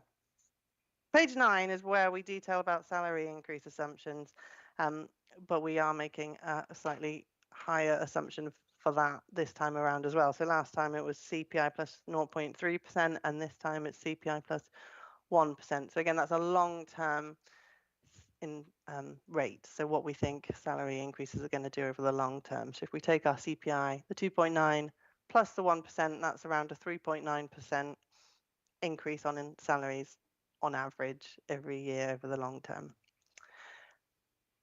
So in terms of mortality, I won't spend too much time on this because we haven't got an assumption in here, but like I said, we've done the analysis so far, and it is looking like that will result in an improvement in the funding position as a result of the reasons that I talked about a few minutes ago. But I'm happy to spend some time on longevity if that's something that you'd like to spend some more time on. But I guess ultimately what we're trying to do is find an assumption that fits to your membership. So that's what the analysis is doing. It's taking the data from West Yorkshire and applying some of the standard tables and adjusting them so that it works for the Lincolnshire Fund. And then finally, there's another, how many rows are there? 6 rows on just other demographic assumptions, which are not as significant, and especially these sort of assumptions, we tend to keep them the same for all our funds. We do analysis based on all funds grouped together because you get quite some interesting analysis. Well, it's more consistent analysis when you put all the funds together around retirement and commutation, about what sort of experience we see from the membership. So we do need to make assumptions about retirement, so when people are going to retire, and we tend to look at a weighted average, which means that for each element of their pension which has a different retirement age, we will look at their different elements and then give them an overall weighted retirement age and apply that. Transfer outs, we actually are assuming that there are none. That's what we've historically done based on evidence that there are obviously transfer out, but not that many. In terms of the other pre-decrements, we do use these are the tables from the Cost Cap 2016 valuation done by GAD. We haven't actually seen those be updated. If they do get updated by the time we run our assumptions, then we'll update them to the 2019 valuation, but that looks unlikely at this stage based on where we are with the cost cap. Then with the 50/50, that's very much based on member data. So if a member is in the 50/50 scheme already, then we will assume that they will stay in the 50/50. Commutation, that's how much cash people take on retirement. That's done on analysis as well, and 50% of their maximum allowance came out as a sensible approximation for that. And then there's just finally a couple of family statistics around proportions married, how many males are married, how many females are married, and what's that difference in age between marriage partners. So in terms of the rest of the paper, I'm happy to pick on particular pages, but I didn't really want to go through page by page, and that was meant to be kind of a high-level summary of all the key assumptions. But if you would like to go through anything in a bit more detail, I don't know if you want me to take you on to, I could go on to page 16, which is about the projected funding position, unless there are any questions on the assumptions so far.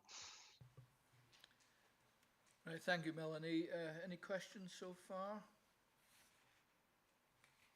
None. Oh, sorry, Andy. Thank you, Chairman.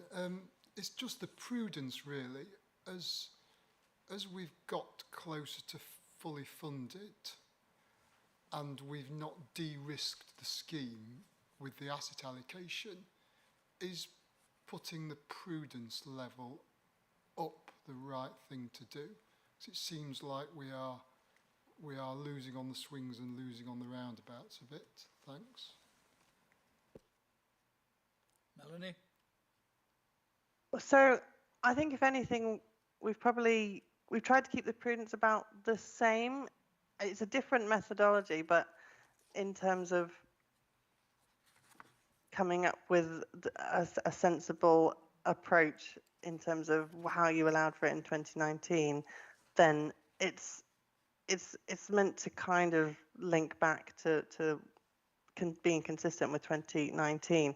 I mean, that's obviously something we can look at and change, and if you think that we could increase the prudence allowance or decrease the prudence allowance, then that's something we can look at as part of the results process. Okay, thank you. Yeah, thank you. Thank you. Any other questions? No. Melanie, do you want to continue? Yeah, thank you. So this table is just bringing all that together to give you an idea of what that might look like in terms of numbers. And we've been monitoring this over the intervaluation period anyway, and are seeing some improvements. And actually, it's largely through the overall strong investment returns is one of the major reasons for the improvement in the funding position. But overall, we are looking at almost a fully funded position. This is obviously still subject to change because this is based on projections back from 2019, and we haven't run the new data yet, and we haven't put the latest longevity assumption in it. But I think it's safe to say that we are looking at an improved funding position compared to 2019. And that will vary by employer. Every employer will have a different notional asset amount and liability amount, and therefore funding level, and that will feed through to their contributions appropriately. But overall, this is at whole fund level, we are expecting to see an improvement. But I just need to caveat that it won't necessarily be the same for every employer, because it also depends on their experience and that sort of thing. Thank you, Melanie. That's excellent. Thank you. Yeah, it's interesting that we're moving, looking at, what page is it? Page 16. It says 100% fully funded. I'm looking at that -2, which I presume is just a smidgen of 100%. Yeah, it probably should be red, 99.999 or something like that, yeah. Yeah, just keep it just under. Which is very encouraging that we're up at that level. But any further comments from Melanie before we thank her? Can see, yes, Mark. Just for my own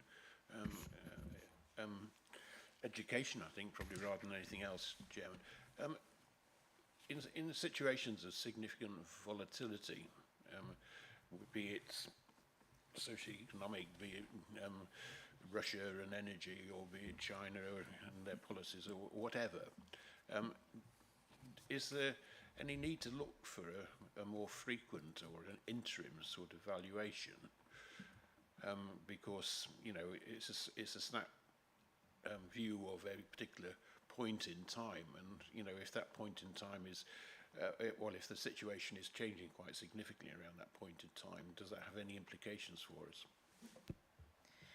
I mean, the timing of the valuations is obviously set within statute, and you can look at interim valuations if required. However, I think it's taking into account that the assumptions that are set by the actuary are set over the long term.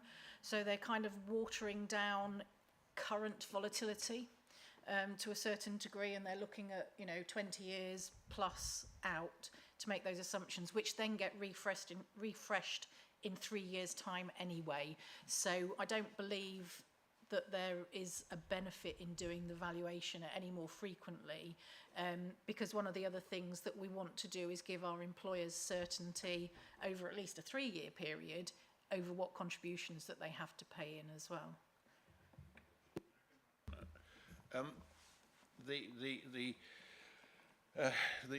Looking at the longer term and assuming that there's some sort of, you know, less significant volatility as you look longer into the future. You know, I mean, inflation, for instance, has been 2% for 40 years, and we know from well, some of us know from experience that it has been significantly different to that, you know, in the past, and indeed it's looking as though it could be. So the assumptions that long-term views, you know, are not going to change, it does worry me, or irons out the volatility, worries me a little bit when the whole of the global situation may indicate, you know, climate change, for instance, that the volatility could well be increasing, and isn't going to go back to some sort of steady state sort of situation. It might be that Melanie's better placed to explain how they build that into their assumptions than me. If I can hand over to you, Melanie. Yeah, well, it is a very good point, and we've seen volatility obviously quite significantly over the past 3 years and in the past as well. But it's and with volatility, obviously you get highs and lows, and that is what we're trying to do with our assumptions in terms of looking at the average, and it does end up that you might have some strange experience year to year, like we will see some really high pension increases this year, for example, that aren't in line with our assumption, but we are then in the future expecting it to come down again, and it will balance out. But that is largely the point of revisiting this every 3 years, that we'll reset our view, and we will, it's a journey, I guess, trying to keep on track of that trying to get to the fully funded position and staying there for all the employers.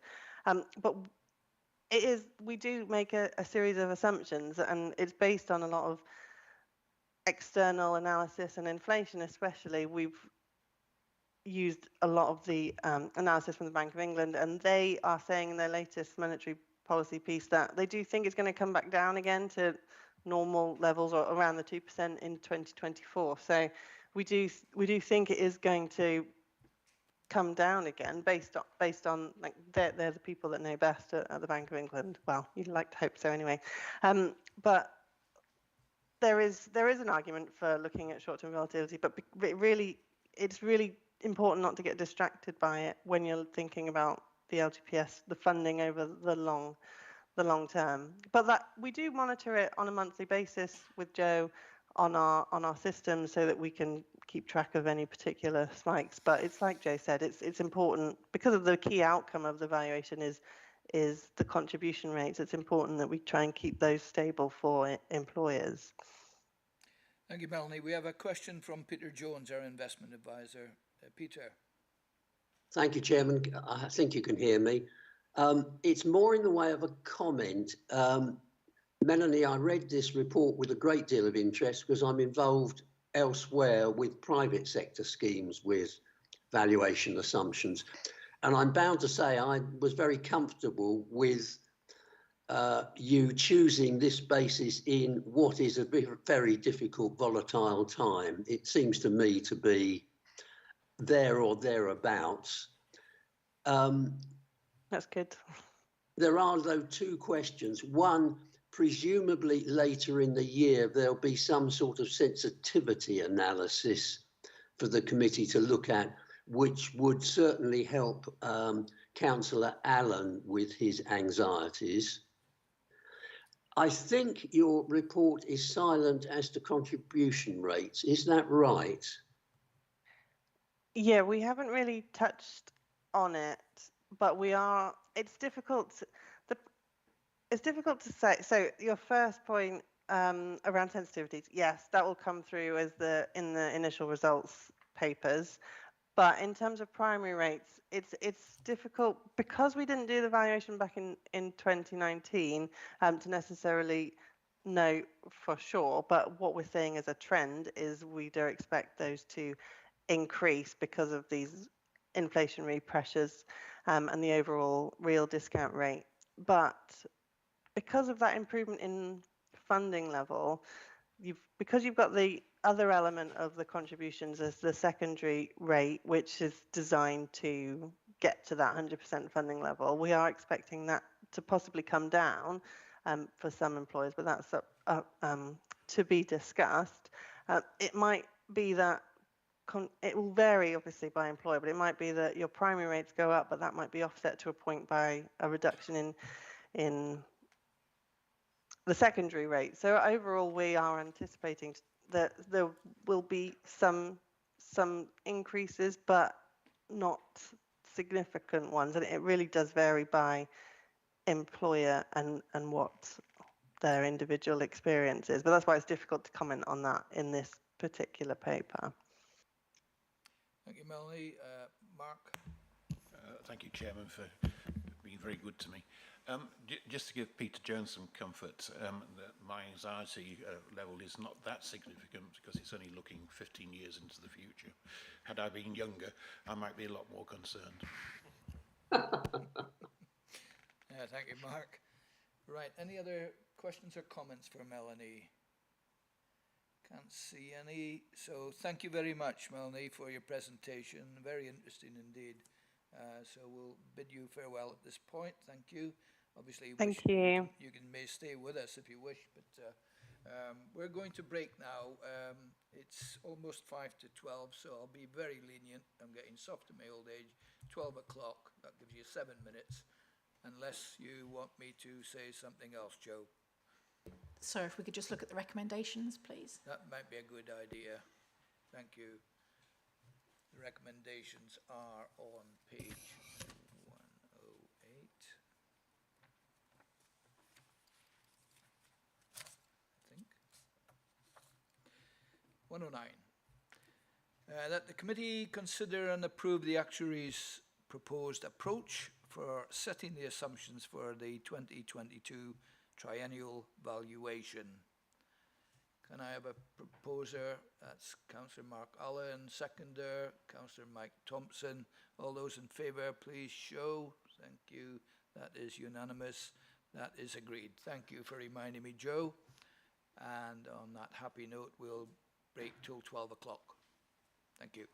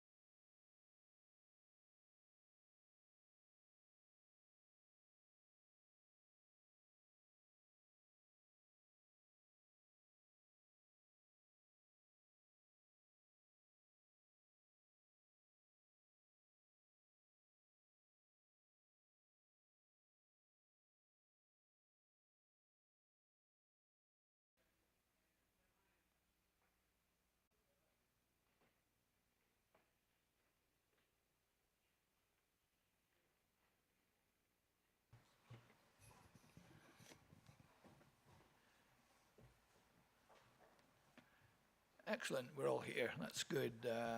Welcome Milo, welcome Graham. You may remove your jackets if you feel uncomfortable, because we all have done. Just before we start on item 12, ladies and gentlemen, a couple of our colleagues will be leaving during the next few sessions, so you know who you are, just slide away when appropriate time comes. Right, if we can move on then to item 12, which is the Risk Register Annual Review. Joe? Thank you, Chairman. So this paper brings the Pension Fund Risk Management Policy and Risk Register to the committee to consider and approve. The policy is attached to Appendix A and hasn't been changed since last year, so that still stands. There's been a lot of work done within the council to refresh the corporate risk register, and this is fed down to the individual service areas. And pensions team officers have worked with LCC's principal risk officer to review and refresh the fund's risk register to incorporate the changes on how risk is managed and recorded now under the new regime. Paragraph 4 sets out the areas that have been considered across all aspects of managing the fund, covering the governance, the investment and funding, the operational aspect, and the people risks. In aligning our existing risk register to the new process, this has actually reduced the risks recorded from 29 down to 12, with some of those being amalgamated into wider risks and others being removed. And the draft risk register is attached at Appendix B. The key change is that the risks on the register are those that are either requiring new controls to be put in place or developed, or that they are so significant that they will always be on the register. Those risks where the risk score is at the target score have been removed, as they are being appropriately managed at that point in time. And there will always be risks as part of business as usual, and as long as we're managing them appropriately, they don't now need to appear on the risk register. And of course, the risk register is a fluid document. We bring it to any changes to the committee quarterly and for the annual review.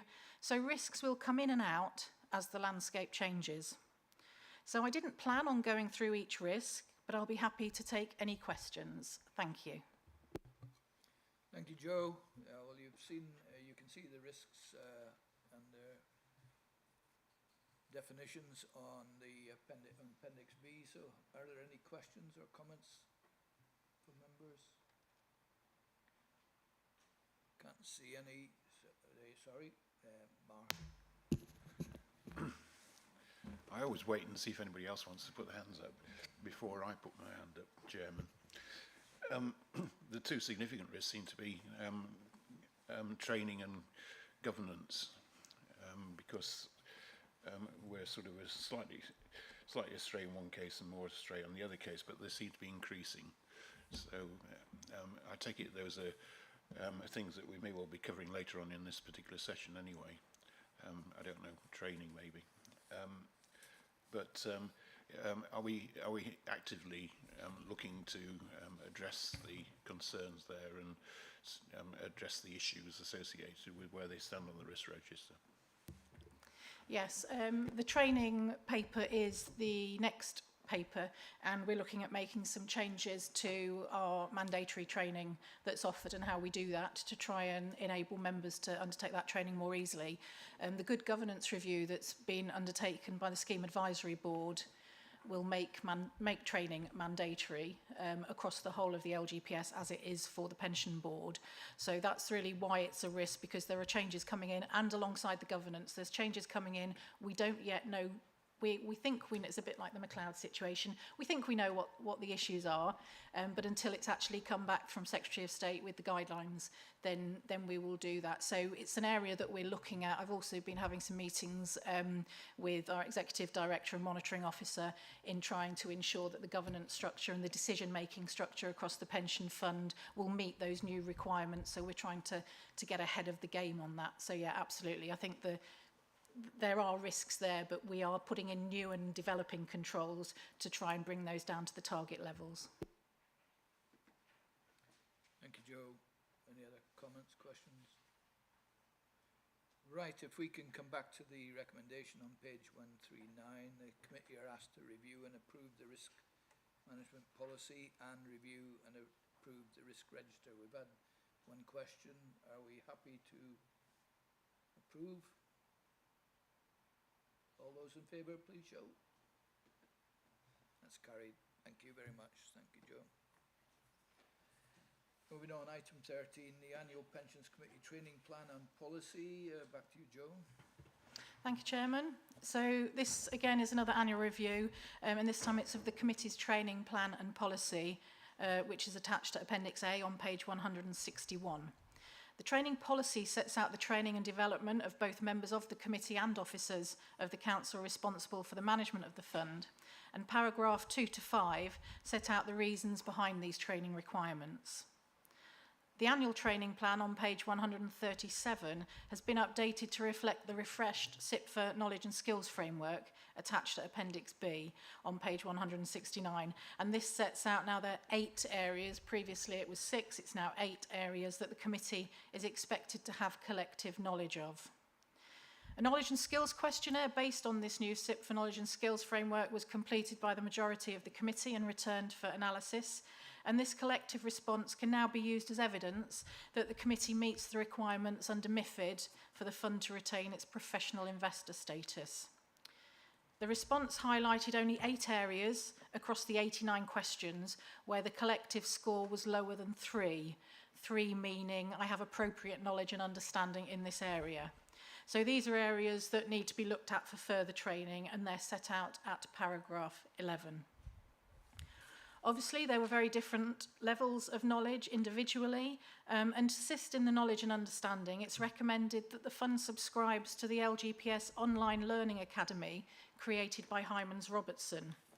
This is currently used by over 30 funds. It's got about 800 subscribers to it and has been very well received by other committee members across the LGPS. The modules that it's covered are linked to the SIPFA Knowledge and Skills Framework, and the requirements and are set out at paragraph 14. Each module is only 10 to 20 minutes long, with updates and additional modules created as required. And in addition, any external training events can be recorded on there. So the fund will be able to meet any future reporting requirements, and we know that there are some in the pipeline where we will have to report on training undertaken by individual members of the committee. Within the training policy, there's a mandatory level of training that is set out, and it's recommended that this is updated to remove the requirement to attend the LGA Fundamentals 3-day training, in acknowledging that actually it's quite difficult sometimes for members to get those 3 days away, and to replace it with the completion of the LGPS Online Learning Academy, as shown in paragraph 20. The training policy also highlights the connections of committee papers to the areas of knowledge across the knowledge and skills framework to further evidence how knowledge is obtained. Because every presentation that happens, every committee paper that we go through is hopefully providing you with additional information and knowledge about the fund overall.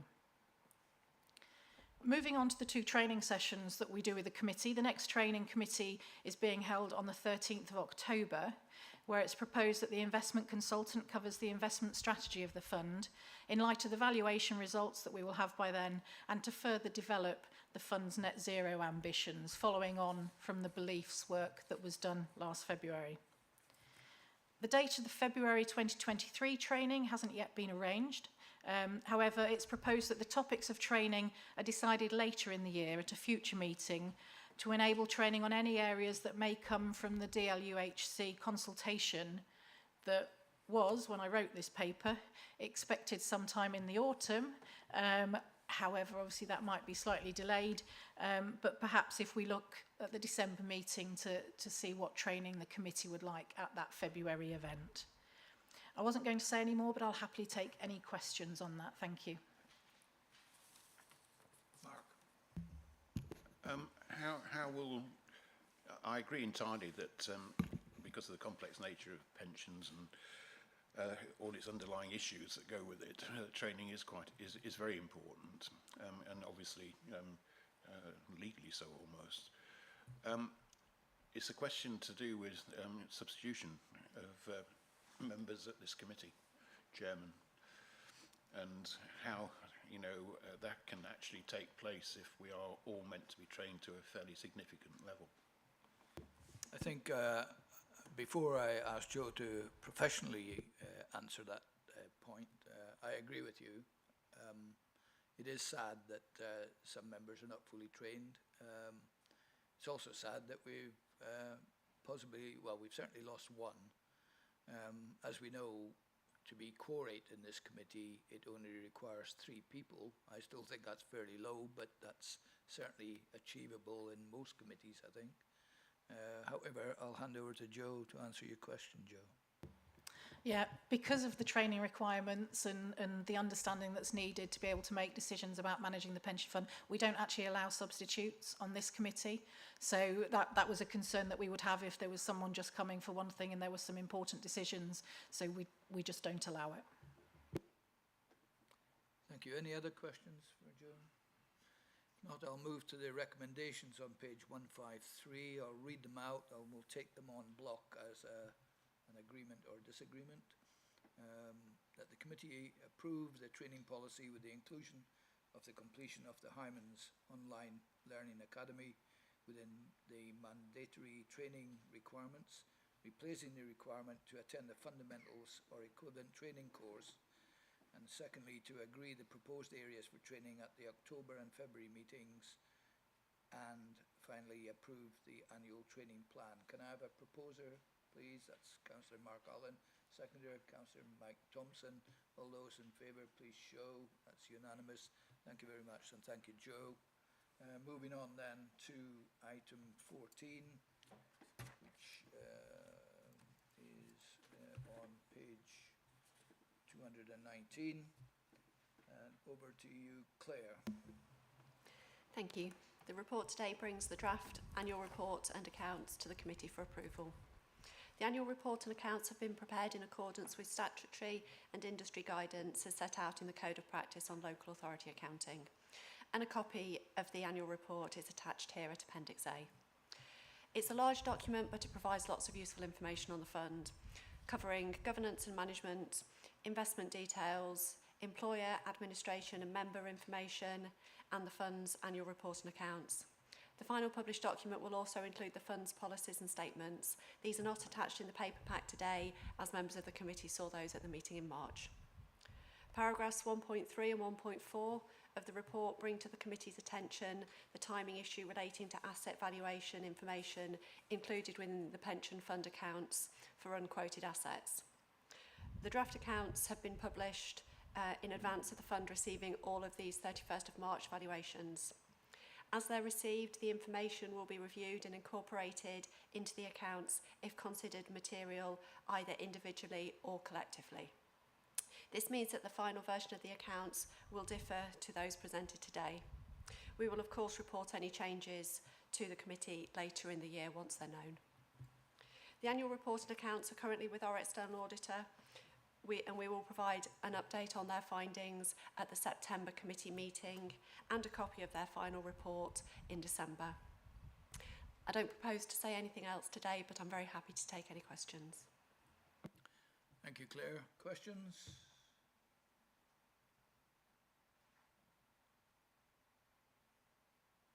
None at the moment. Thank you. Just waiting for you, Mark, there. But no. So thank you for that. If we can go back to the recommendations on 219, that the committee approve the draft pension fund annual report and accounts. Proposer, please. Councillor Mark Allen, a seconder. Councillor Peter Coupland. All those in favour, please show. That is carried. Thank you. Thank you, Claire. Moving on to item 15, excuse me, the annual report of the fund's property and infrastructure investments. Over to you, Claire.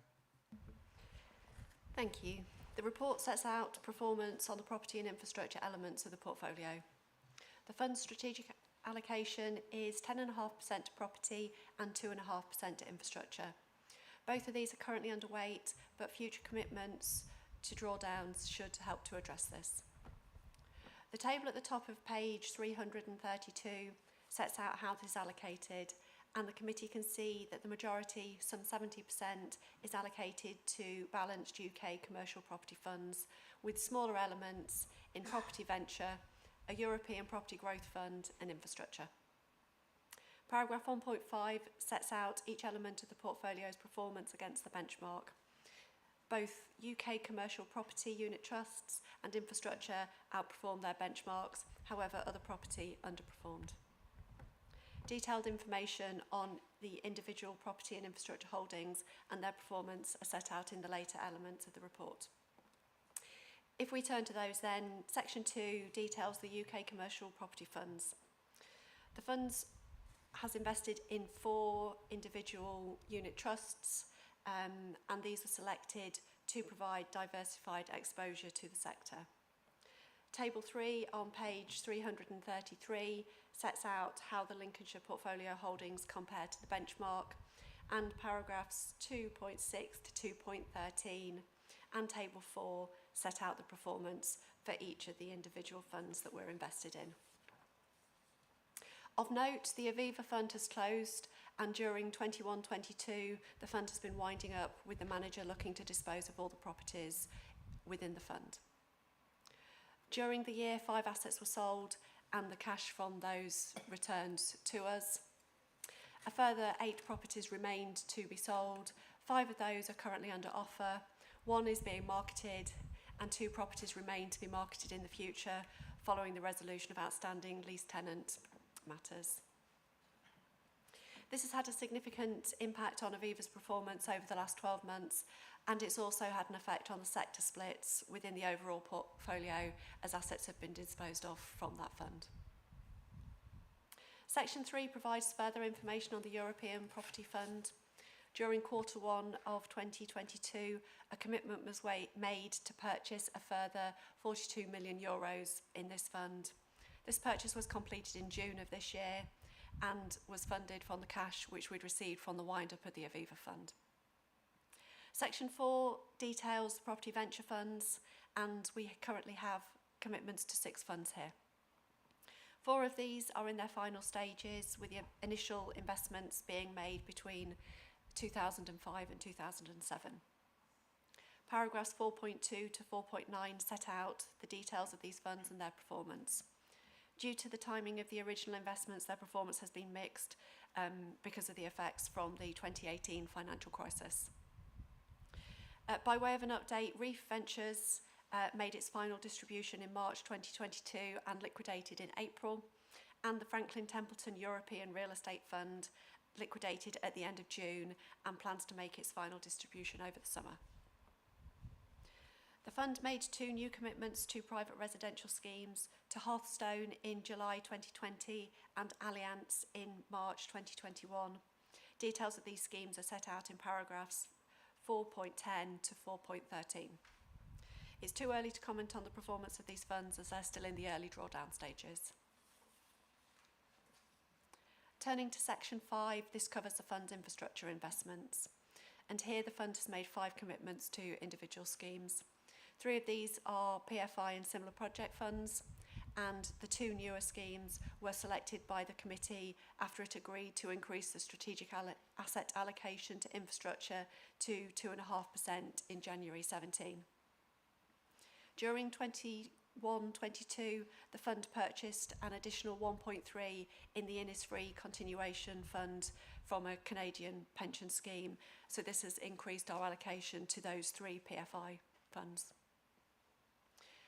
Overall, we contributed 1.8 million to the Infracapital Greenfields Partnership and 4 million to the Pantheon Global Infrastructure 3 Fund.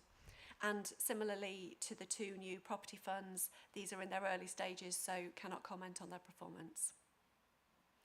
The final section of the report sets out the future for property and infrastructure investments. And for property, work is currently underway with Border to Coast in the development of their property offerings. It's anticipated that Border to Coast will offer a global property sub-fund which will launch in quarter 1 of 23, and a UK sub-fund including direct real estate holdings which will launch later in that same year. At the October 2021 committee meeting, it was agreed that up to 50% of the strategic property allocation would be made to the Border to Coast Global Property Sub-Fund. This will include transfer of the European Property Fund plus an allocation from uninvested cash to address the underweight position in property. Further commitments to infrastructure will be made by Morgan Stanley through our alternatives mandate. I wasn't proposing to say anything further, but I'm very happy to take any questions on the report. Thank you, Claire. Any questions from members?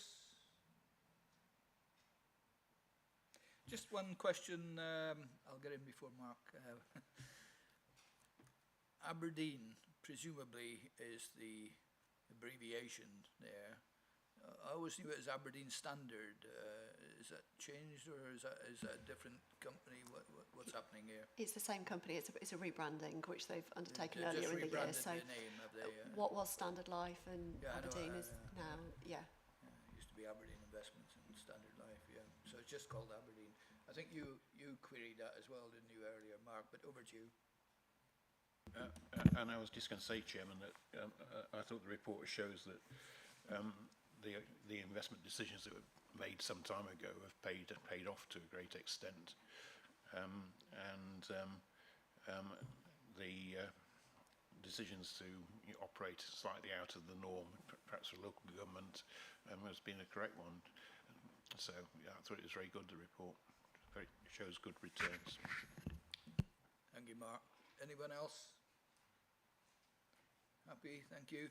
Back to the recommendations on 331, which is the committee note the report. All those in favour, please show.